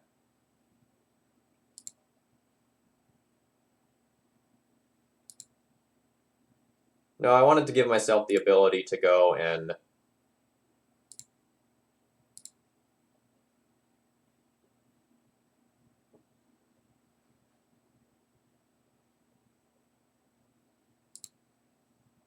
like play something if I needed to on my main phase.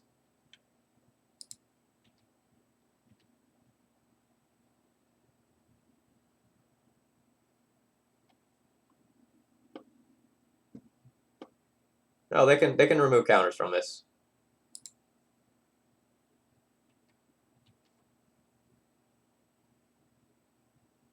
So it's a weird life we're living.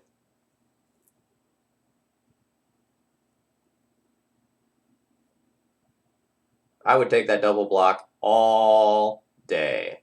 All day.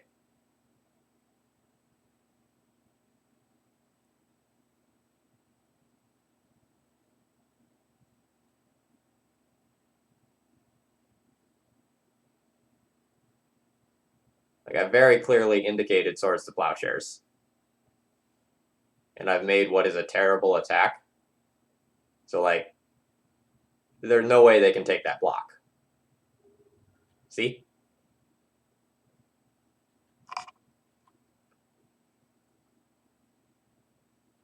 Like, you have to commit to your bluffs when you do them. Otherwise, they don't work.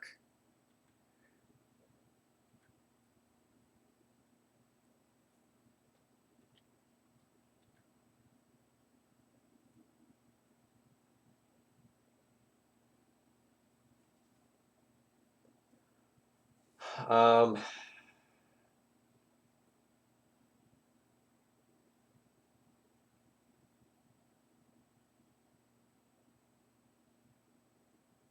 so this gets a little weird now. I'm not sure if it's better to Horizon Canopy redraw or not. I think I'm going to go ahead and do that. Oh, that's a great draw.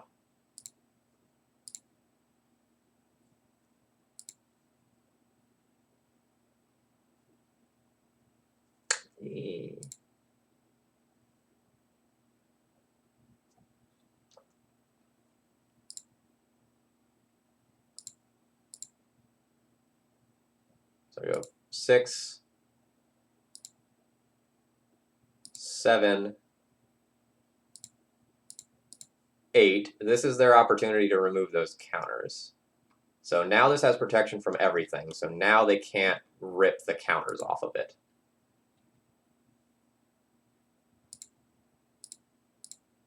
Not that one.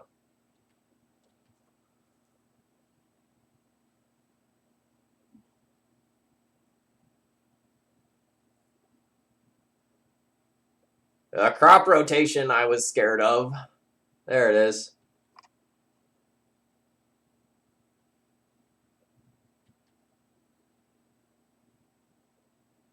Womp, womp, womp, womp.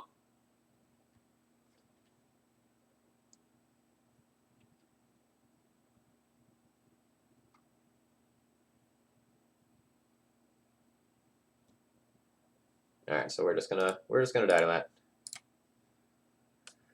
All right, I think the snakes have been fine.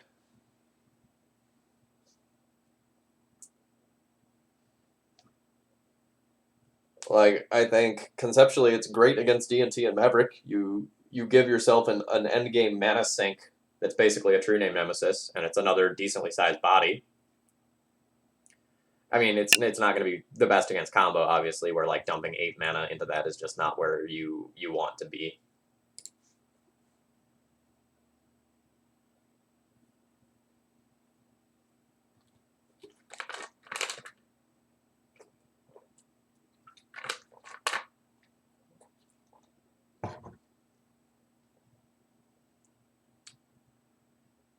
Yeah, like I definitely want at least one as a green sun target, but I don't mind naturally drawing them.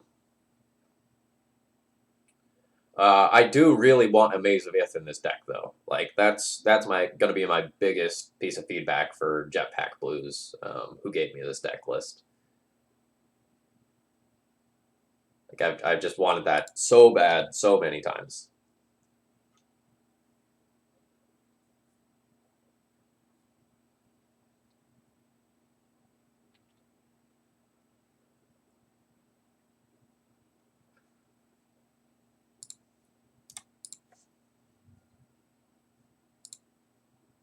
We're just running back the same matchup.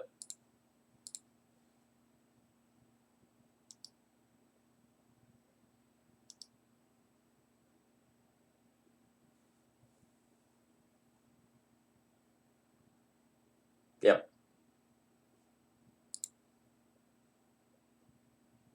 All right, so my opponent took a Thespian stage.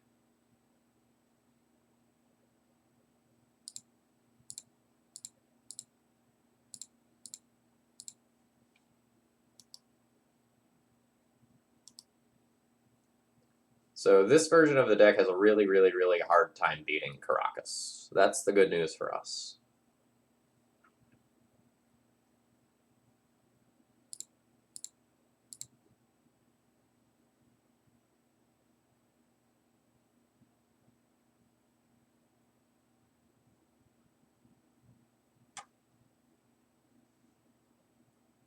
Because I'm not used to playing with Cradle.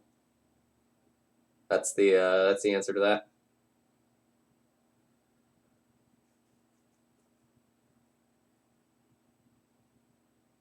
I know, I figured it out.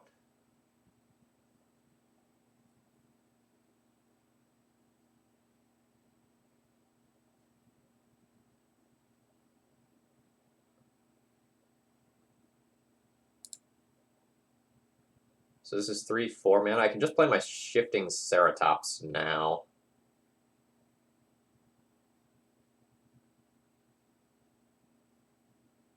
Seven. Alright, well, so I guess this can play a creature for free.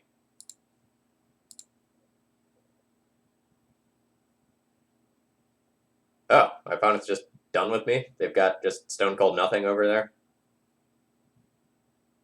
Okay.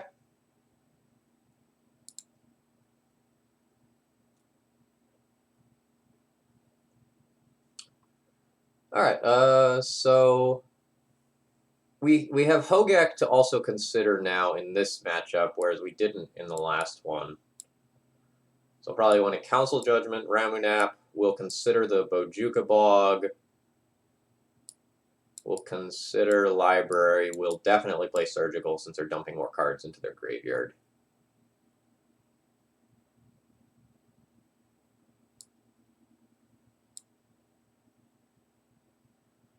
could play Library if I need to like fill some slots. So Teague's pretty bad. Kind of saw previously that the Sanctum Prelate is at least somewhat awkward in this sort of matchup. Putting it on 1's pretty strong. It stops all the discard, the Cabal Therapies, Crop Rots. Hexdrinker is very slow. Knight of Autumn not exactly going to be fantastic. This is probably slow.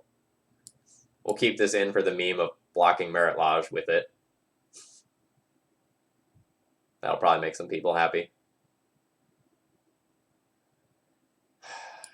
Should probably trim a Hexdrinker.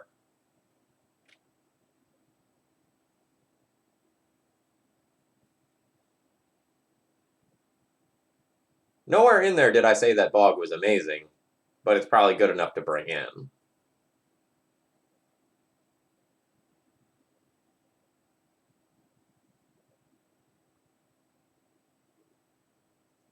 I still think I want to leave in 1 of Pride Mage or Knight for Needles.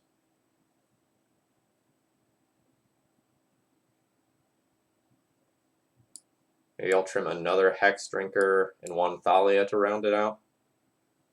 I think I'd be comfortable with that.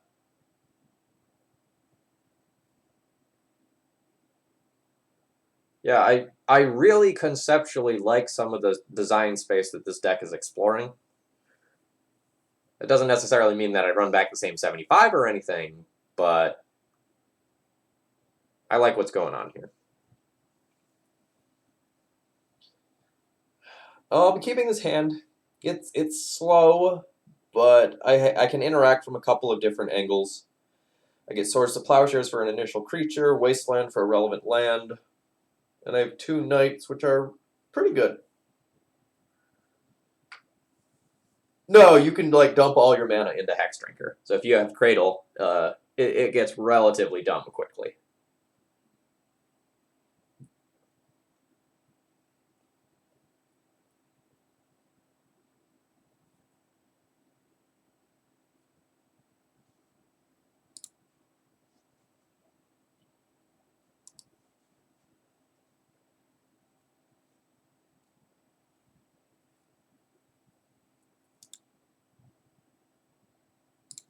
Well, that is a terrifying opener.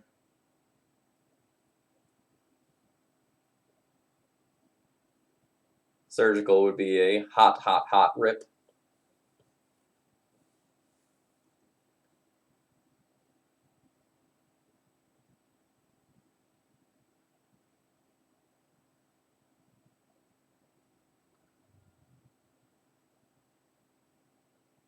I also don't know why you play out. I'm going to finish my thought. I also don't know why you play out the Thespian stage prior to thought seizing for more information to see if you need to like hold a land to play around Wasteland, but there you go. I always try to like make my plays in ways that optimize the information that I have before like making further decisions. But I kind of feel like I'm just going to get got this game.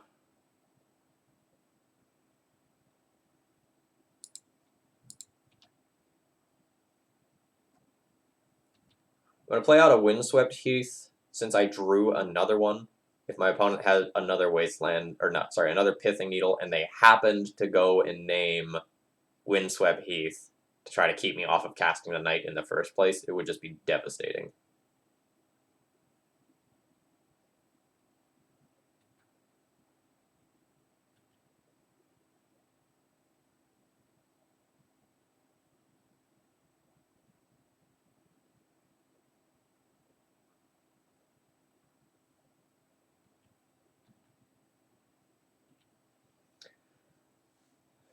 I think I'm going to be taking my marginal thinning here.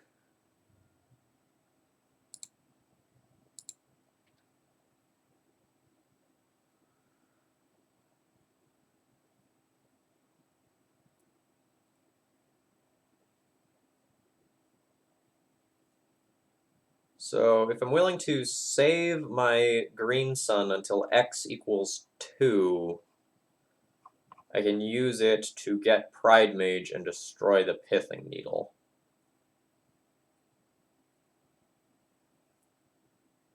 I think that's where I'm going to be at. I also think I don't want to play Dryad Arbor for, like, Thespian Stage copying it, getting a second body for a Hogak reason.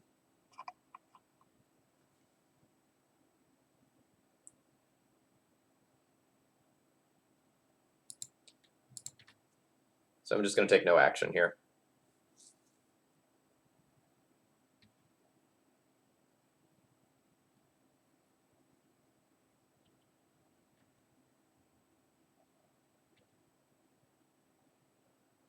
Did my opponent know that I had the Dryad Arbor? Because if they know that I have the Dryad Arbor, that's a free attack.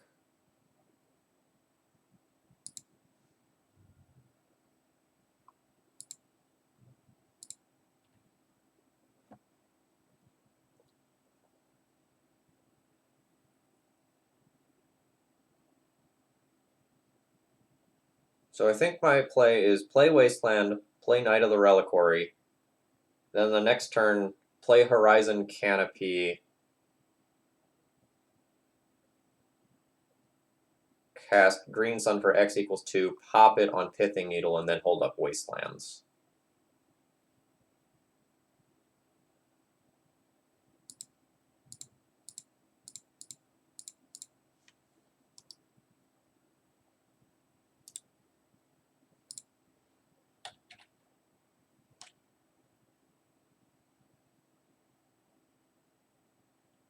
Well, the thing is, in order for the Hogak element to be good, they need 2 creatures in play, right? So the Stitcher Supplier staying in play is actually important right now.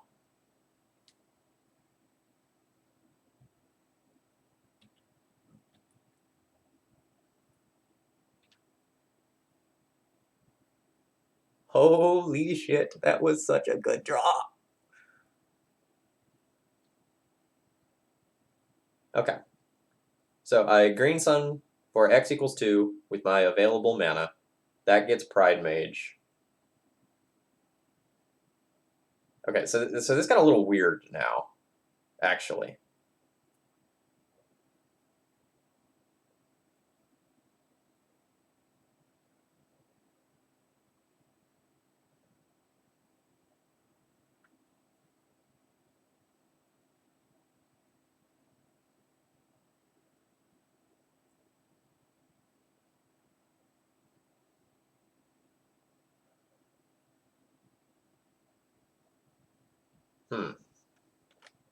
Green Sun for x equals 2, get Pride Mage, sack a Savannah 2, Knight of the Reliquary. My opponent may respond by creating a 20/20. If they do, I have what I need in hand.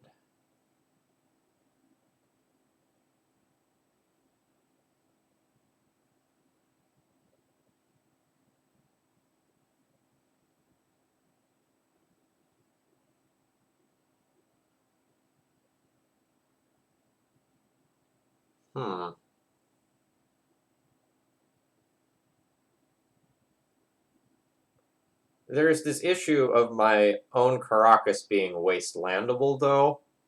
So my opponent can, like, Thespian Stage, copy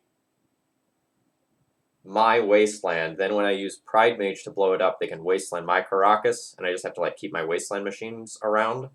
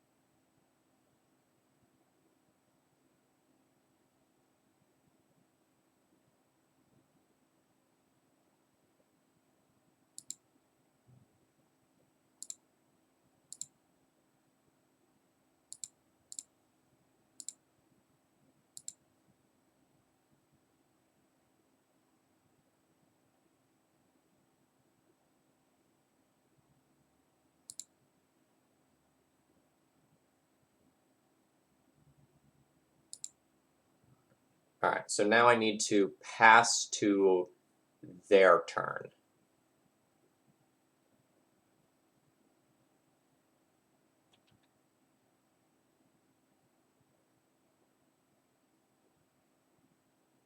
All right, my opponent sees what's up. Yeah, so just to like walk through what's going to happen in case it's not apparent. If my opponent goes to fetch, then in response, I can tap Caracas to use Pride Mage, blowing up Pithing Needle, and then Wasteland something. And then I have like this Caracas around, and like I'm in fantastic shape. Alternatively, if they just go to their turn, I sit on everything I have for a little while, and it's probably insurmountable. Oh, I recently lost a really rough 5-0. Like I just like thought I had it, felt great about the deck list, and it was a ridiculous deck list that I really wanted to get published. So we'll have to try again later. It was a Squadron Hawk centric deck list. That was pretty ridiculous. Played some shameful cards like the new like 4-mana Sarah Planeswalker. Sarah the Benevolent, I think it's called. There goes my Gaddock Teague if this is Ant. Snap Wastelanding that Underground Sea, like basically no matter what deck my opponent is playing at this point.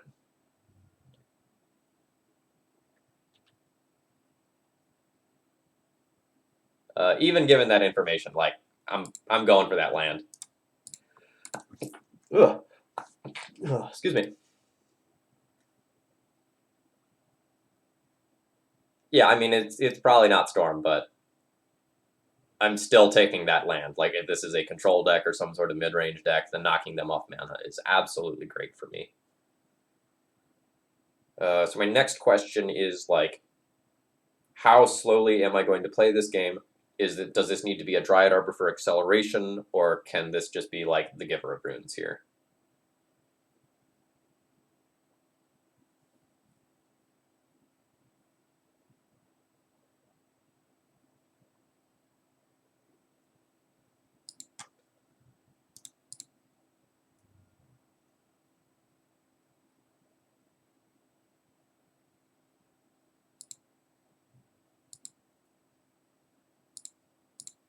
I'm going to run out the Giver first.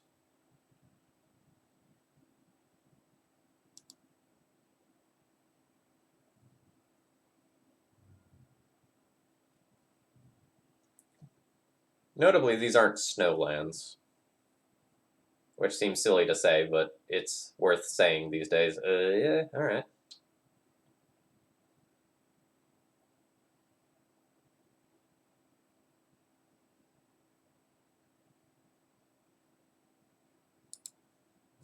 I think I'm just going to turn off like Force of Will and Jace at this stage. Derzenmeister, thank you very much for following. I hope you're enjoying the content.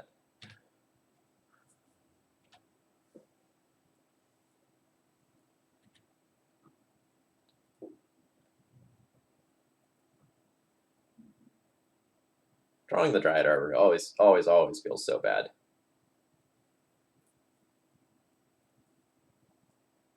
Leovold?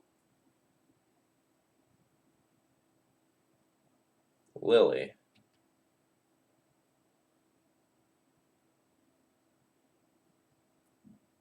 Um...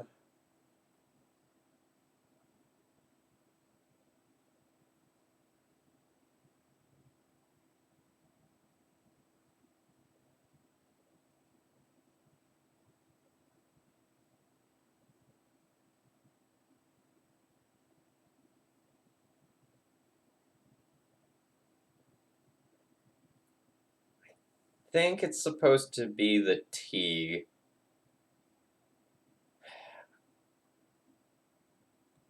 And then I'm going to play out the Hexdrinker.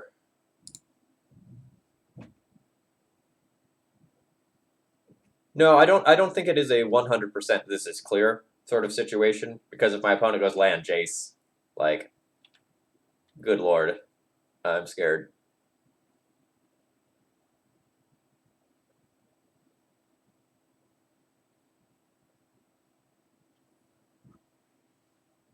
So I think I'm going to go Noble, Hexdrinker, Dryad Arbor this turn.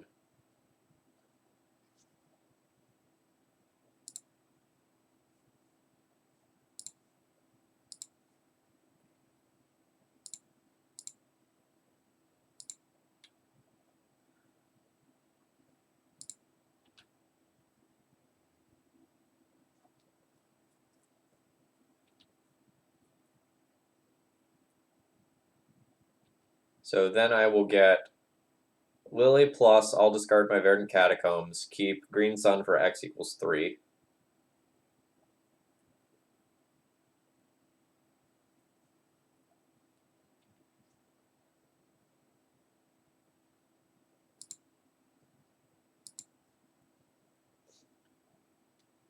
We'll see what opponent has as a follow-up play.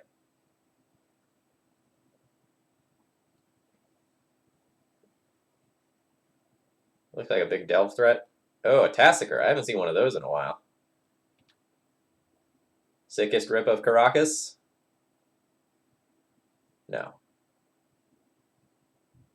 Alright, so Pro Black the Hexdrinker, kill the Lily, cast Green Sun for X equals 3, get a big scary creature.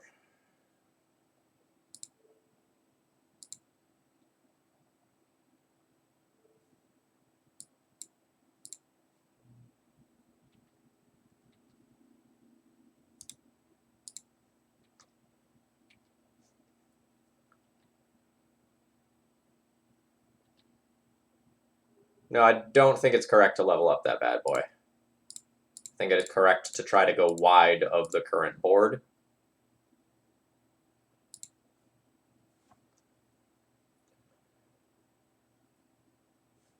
Boo.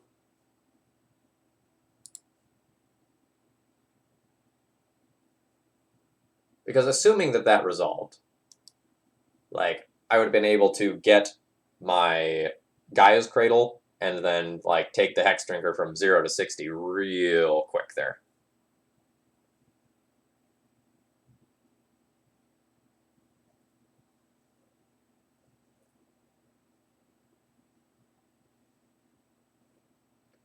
I also think it's important to try to get the Knight into play, because Knight can search up Caracas and invalidate the Tassiger.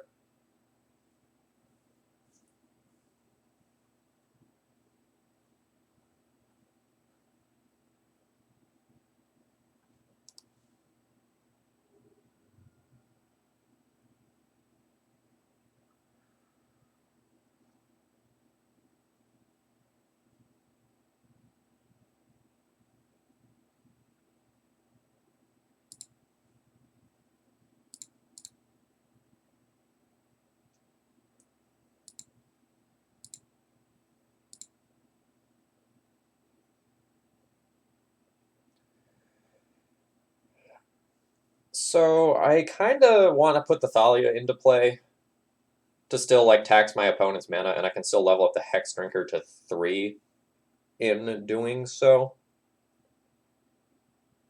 And it's 4, 5, 6, 7, 8 next turn. Yeah. So while I can still play around a Daze, I should cast this.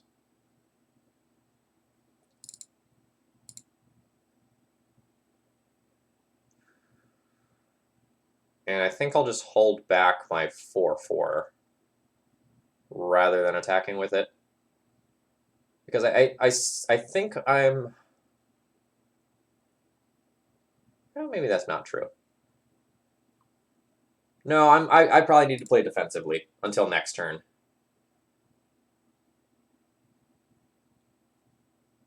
Because if my opponent just turned all their creatures sideways, it would be not the best thing for me.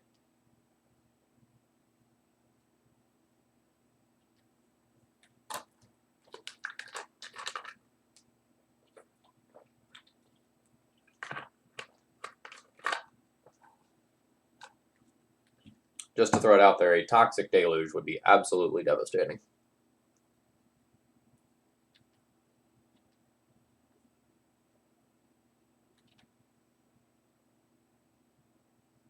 Ha! Ha! Ha! That is such a good draw.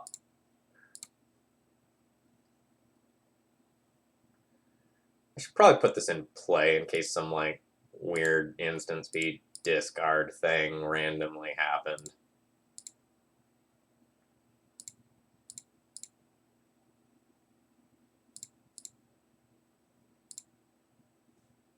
Protection from everything.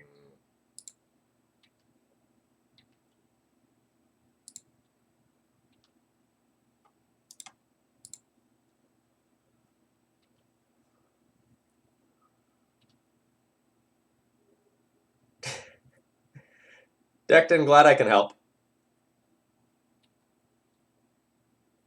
I know how nice it is to have some background noise when you're doing like various activities.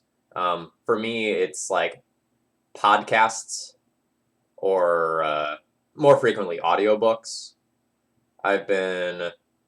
So while driving to and from work, I just did Fahrenheit 451. I've read it in the past, but this is the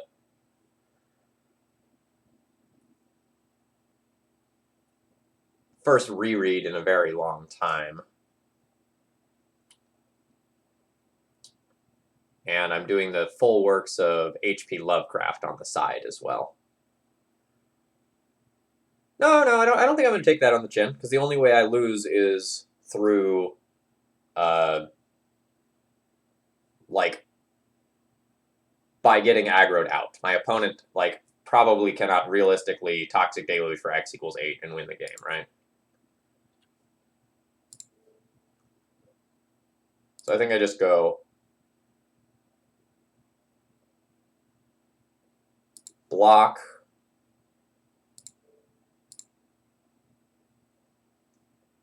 give that pro black.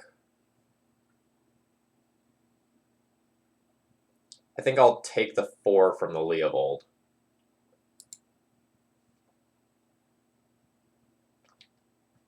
No, the plan is to bounce Leovold end of turn.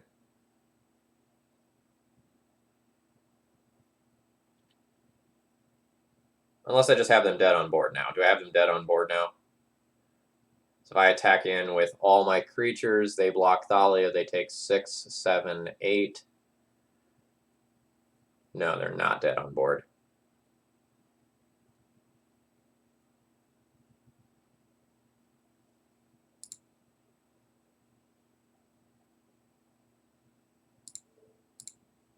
So let's do this.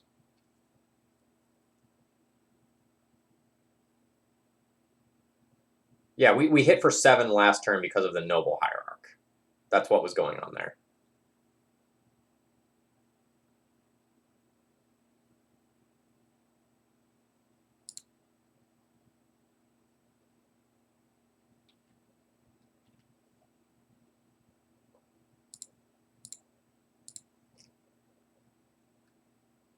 No, I think it's even fine to go ahead and attack with that. Because they die if they block that. They have to block the Thalia.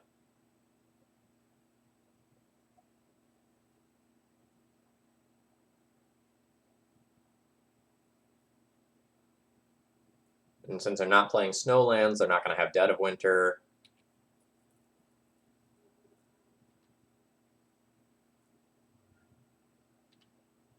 Now they can't fetch. I don't think I need to play out my Mother of Runes for any reason.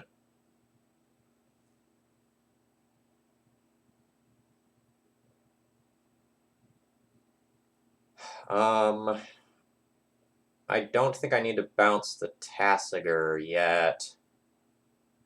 Let's just pass the turn. I will bounce the Tasigur. But I don't think I want to give them the opportunity to put it back with Sylvan Library if that's something that they want to do. Yeah, and they're done with me. So I'm not 100% sure whether or not like they're running Shardless Agents, but at the very least they're like a bug value control deck. The presence of Spell Pierce probably means they don't have Shardless Agent, though. So Veil of Summer seems fine. Library seems fine. Council's Judgment seems fine. May or may not board this. Closer to may not, but like I will think about it. What don't I want? I don't want Teague. I will probably want to trim some number of Swords to Plowshares, but not necessarily all of them.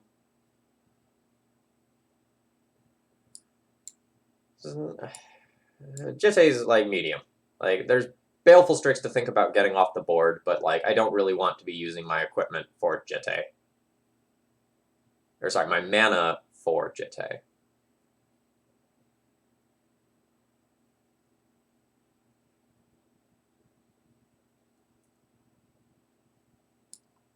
I'm going to lean towards taking that out.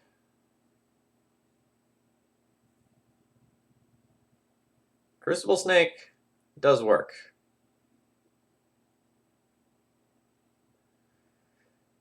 From here, I'm a little bit uncertain, because I feel like most of my cards are good.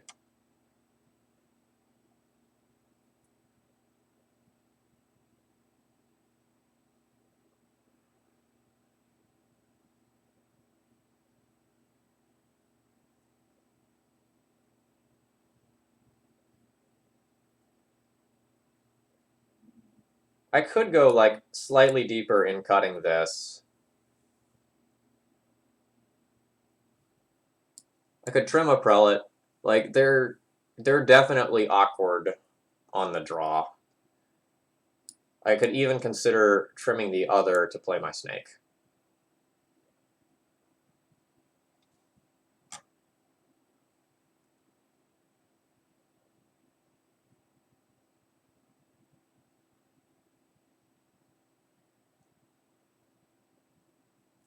The only other card I'm considering is the Bojuka Bog.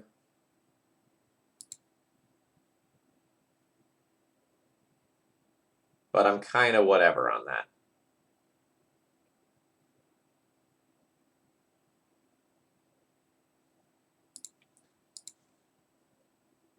This is a fine opening hand. A Thoughtseize taking my bird slows me down sort of an uncomfortable amount, though.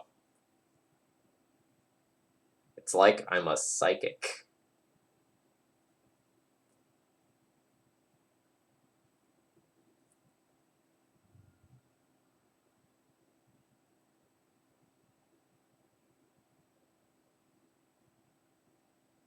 No, you 100% take that bird there and just, like, make me play fair.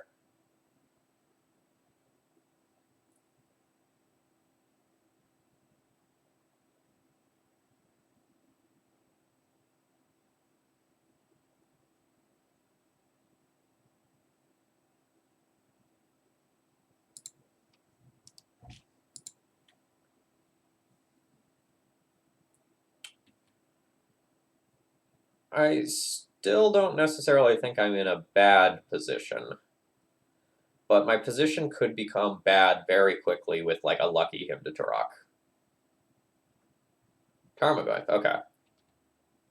Knowing that they have Goyf, I would consider bringing in the Bog for the next game.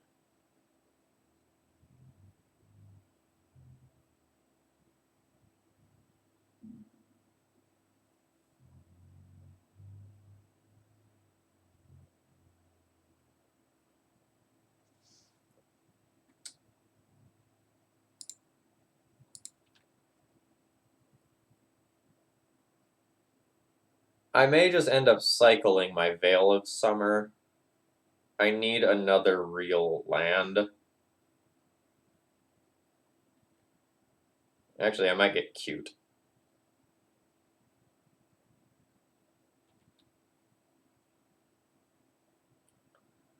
I think I'm going to have to fetch my Dryad Arbor, see if my opponent tries to remove it. If they do, I Veil of Summer to protect it.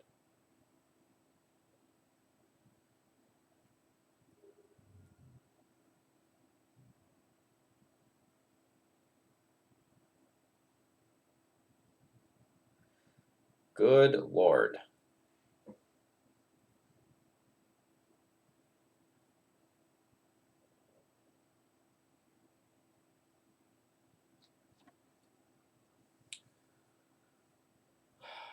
So if I play a knight, it's a 3/3 as of right now. That's not amazing.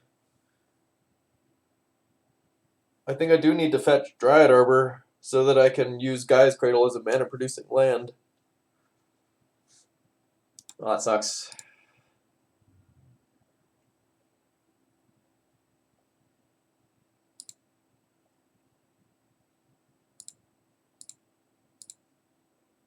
Not how I intended Veil of Summer to be used in this matchup.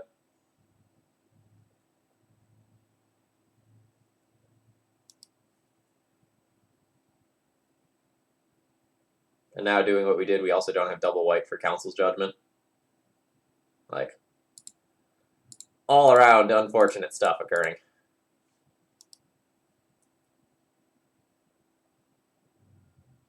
Oh, we're so dead. So dead.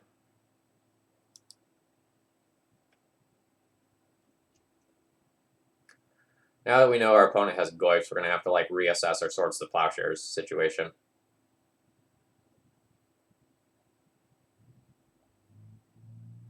Because I'm not used to playing with Gaia's Cradle. That's going to be the same answer every time today I miss playing a creature for free. So it's really hard to like stream, interact with chat, and play optimally. And so when you play with a deck you're not used to like playing with, like you miss stuff that you wouldn't miss if you were just playing. Yeah, the ghosts are freaking huge.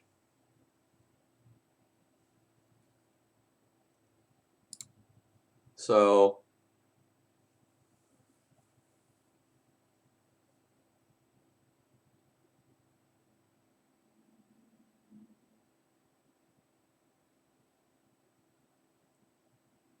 yeah, I'm basically priced into fetching the Dryad Arbor though, so that my Gaia's Cradle can be a mana producing land.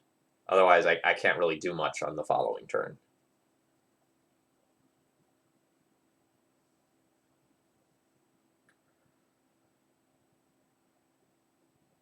I have 4 mana, so I can play Hexdrinker. All right.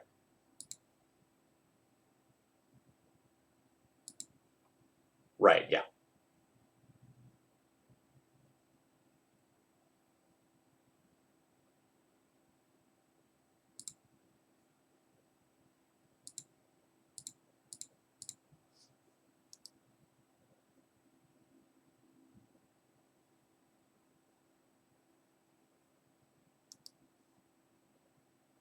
Uncounterable dinosaur friend. Yeah, it doesn't feel great, but like this trades with a Goyf. And that's where I need to be right now. They can somehow turn the Goyfs into 5/6s, like, they get me.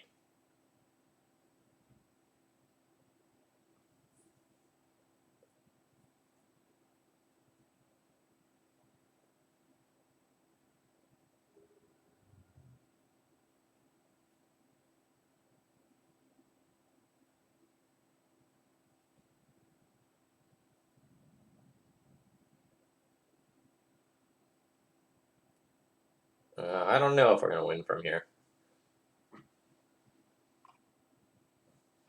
So the Tarmogoyf is representing the lethal.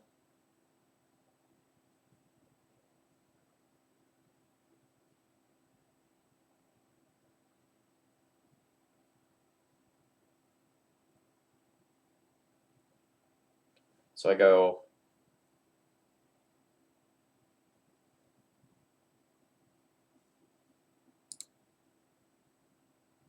Talon Hunter, thank you very much for following, as well as Alpha Strike and Steven84, if I missed you two earlier. Okay, so I can go.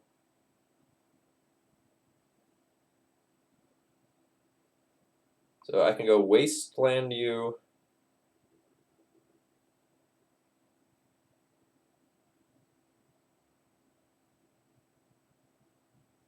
I Wasteland, I play Thalia. I can't Wasteland, play Thalia, and Library. Right? I think I want to... So like, how do I sequence this turn? So like, I tap Arbor, Savannah. So...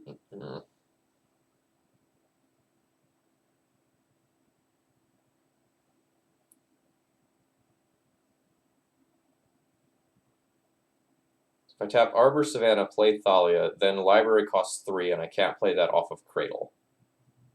I want to Wasteland them off blue, like 100%. I need to try to, like, stick them with what they've got. Because I'm just going to fold to basically everything. So I can't Library and Thalia while also Wastelanding, and I think Wastelanding is correct. So I think I need to play this like this, not take an attack so I don't just like die to something like a Fatal Push. I think I will effectively die to a Fatal Push. Alright. Jace the Mind Sculptor. Rough. So I can chump block and then die unless I draw Swords to Plowshares.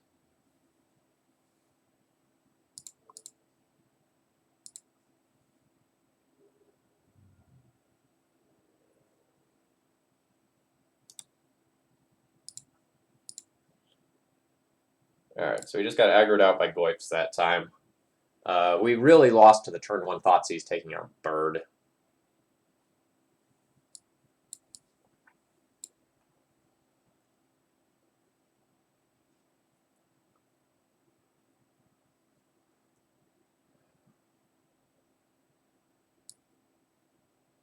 I almost feel like trimming some Thalias might leave us in the best position and just like try to outvalue my opponent rather than like tax them out.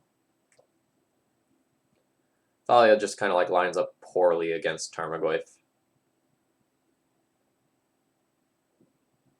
Although the first strike's fine against Baleful Strix.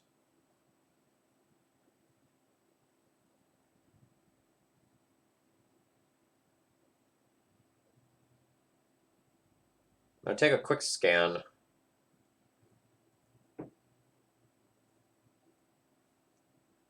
I've got the Bog to consider and these Thalias to consider. The Knight of Autumn and Qasali Pridemage are for getting rid of Baleful Strix. And also the random enchantments that my opponent might have that could be annoying. Like, say, a Bitter Blossom or something like that. I think I'm going to run it like this.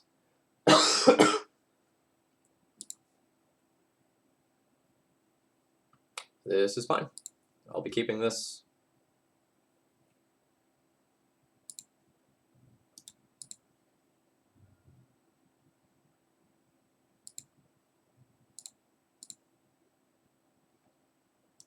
The deck list I received did not have Choke. Choke is a great card.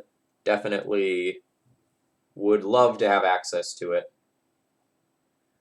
Note, you don't need to Fatal Push Giver of Runes immediately. That is not necessary. It does not protect itself.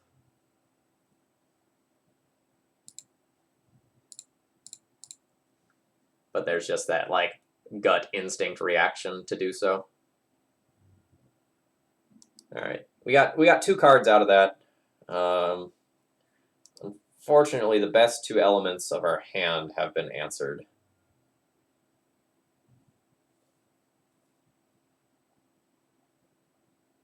And our opponent is just on basics, so my Wasteland isn't doing anything right now. Neither is my other Wasteland.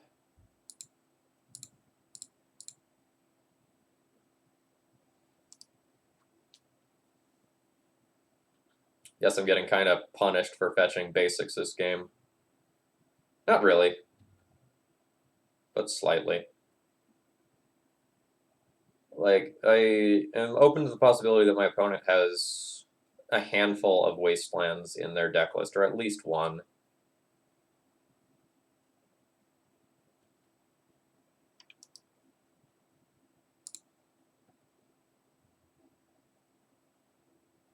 Alright, we're going to get to have a decent turn.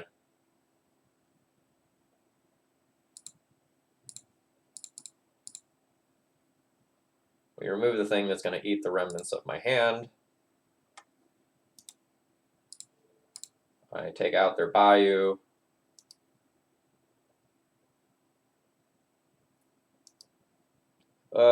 I definitely do not feel favored at this stage of the game.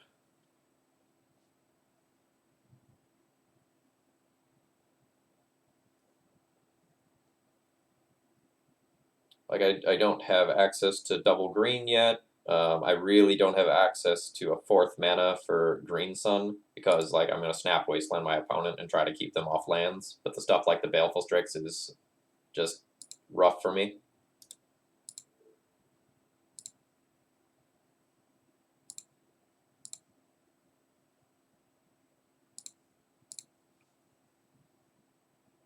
A Deluge or equivalent will be devastating.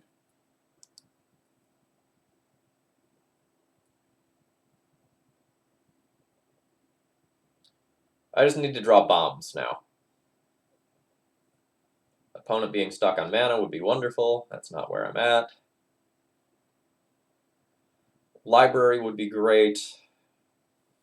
Knight would be great. Green Sun would be great. Ceratops would be great. Hexdrinker would be great.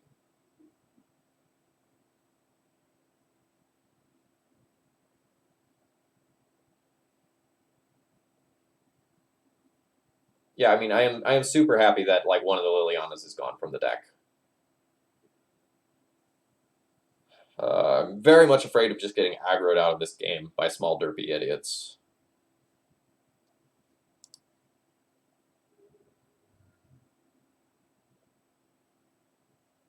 Hey, a good draw.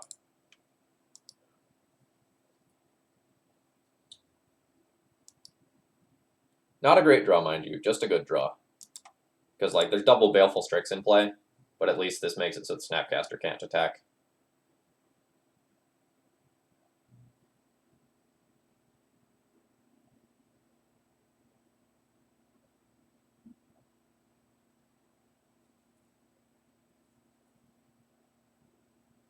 So I've already used one of my 2 Council's Judgments.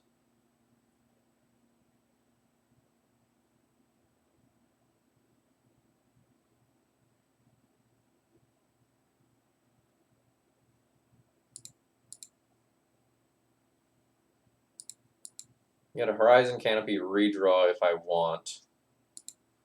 It really won't do, though. Like, this is not good enough.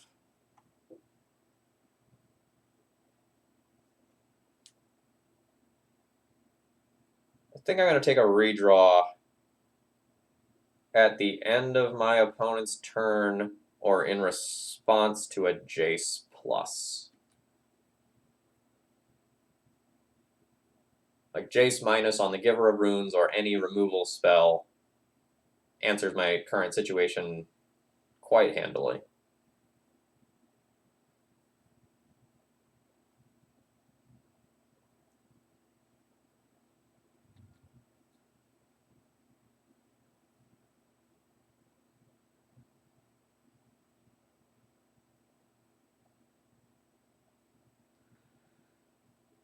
Yeah, that's devastating.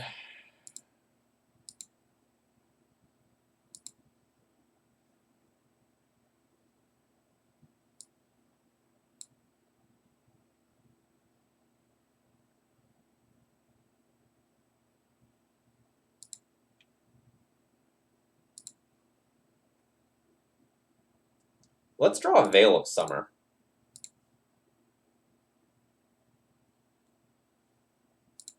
Man, that would have been such a good clip if that happened.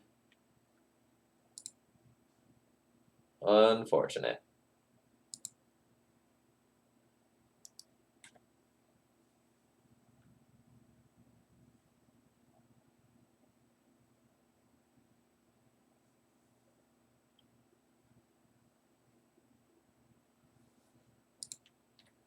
Yep, I'm just going to get aggroed out here before I can stabilize. Like, Jace unsummon mode is pretty fantastic on the current board. Does X equal 2 get me anywhere? Gets me Pride Mage or Ooze. No, Ooze is answered, so it gets me Pride Mage.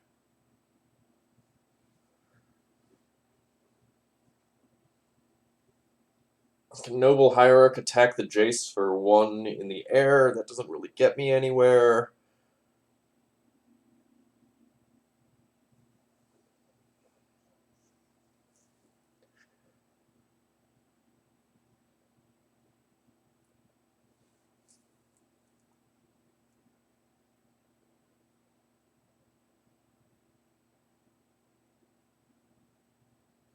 I think I need to play the Hierarch and hope that I find something that gets me out of this situation. I don't know exactly what that something is. And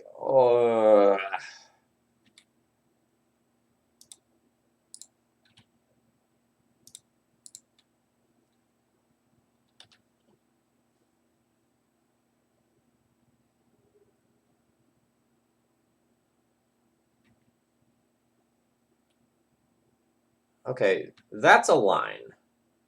Like, cast this for X equals 1, get a Hexdrinker, hope that I draw Cradle the next turn, dump all my mana into it. Oh man, are you only going to come in with, like, a Strix? Oh, that's great.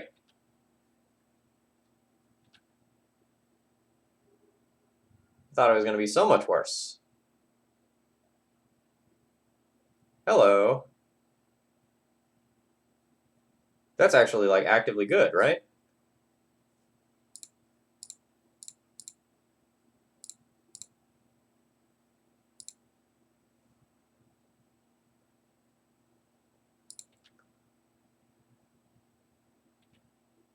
Probably not good enough.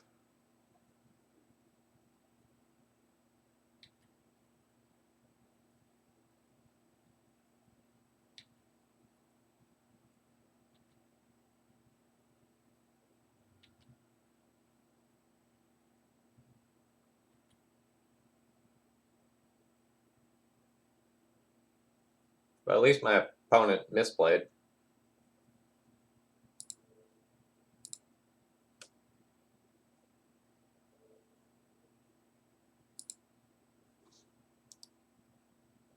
Like, you're supposed to hit the Giver of Runes there. Now, they may just have something that will make this lethal by, like, taking this line, but, like, don't you just take the Giver of Runes and then use whatever you have to answer this instead?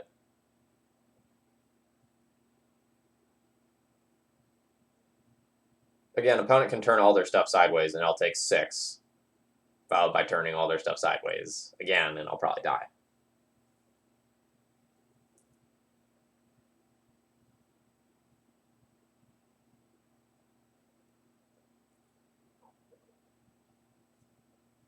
I think they also could have been more aggressive last turn as well.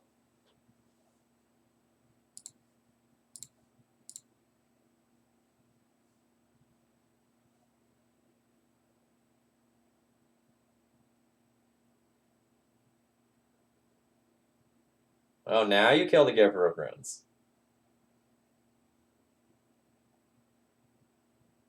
What on earth are you doing? Like, just turn all this shit sideways. Get me dead.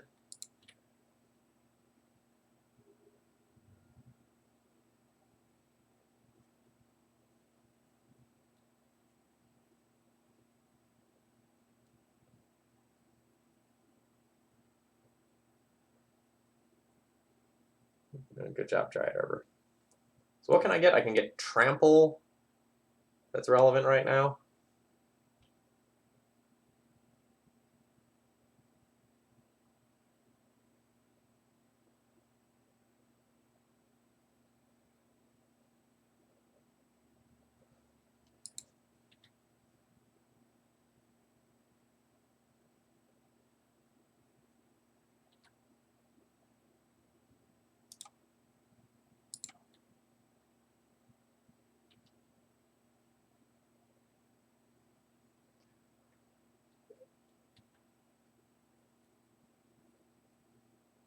I'm hoping they go to Chump, not realizing that I can give Trample, and then I get something out of this.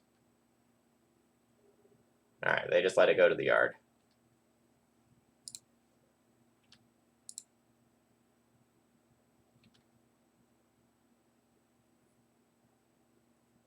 Well, I don't think I can beat the Jace just sitting there, right? Like, that's just, like, not happening.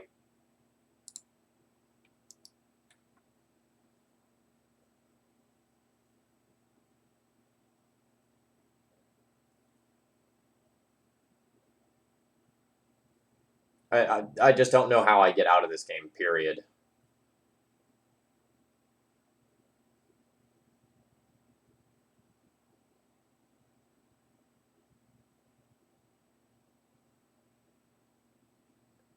Alright, Snapcast or Abrupt Decay. That'll do. Alright, dead. So we went an unimpressive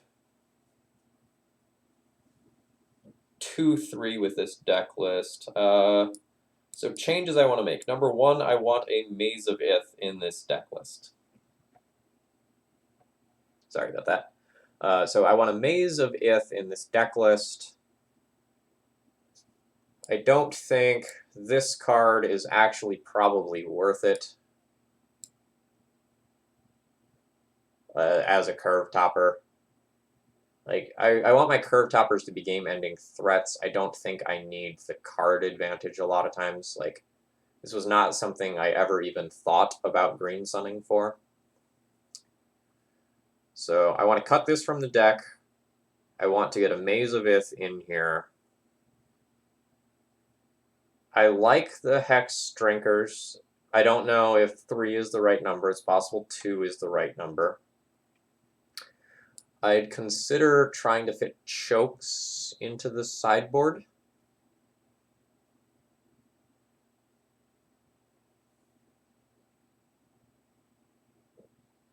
No, I don't think you need to go crazy with tutor targets for Knight. I think that, like, I want access to the maze in the 75.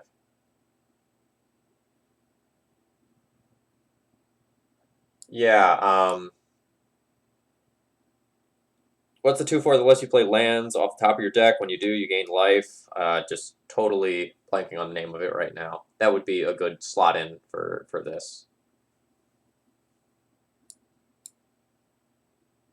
Courser of Kufrix, yes, thank you.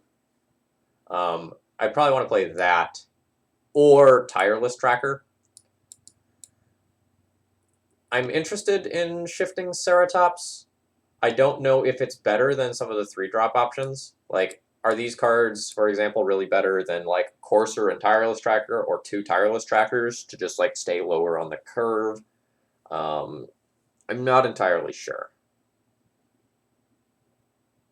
But those are some of my initial thoughts. The Mother of Rune, Giver of Rune split is fine. I don't know that it's optimal. Like, Mom is such a better card in a vacuum, but, like, the metagame is hostile. It's not as big of a deal as in D&T, I think. Like, in D&T, where you have, like, so many X1s and so many humans, it's more of a big deal. So I'd consider just, like, playing 4 Moms in Maverick still. What would I do with the sideboard if I wanted to fit in chokes? If I wanted to fit in choke, I'd probably have to junk Bob and the second Teague. I think that's what I'd want to do if I had to fit chokes in. But if you're also playing Veil of Summer, I don't know that you have room in those matchups. So before I started mucking around with the sideboard, like, I'd sit down and, like, write out a sideboard map and, like, see, hey, how many slots in and out do I actually have for these matchups? All right, folks, I think that's all I've got for you today. If you are enjoying this content, please consider following or doing something to financially support me, whether that's just like subscribing to the channel via Twitch Prime or doing a donation deck list. I will probably be back on Monday night. There's not really anyone playing Legacy right now, so I am just going to go ahead and host the SCG tour. Cheers.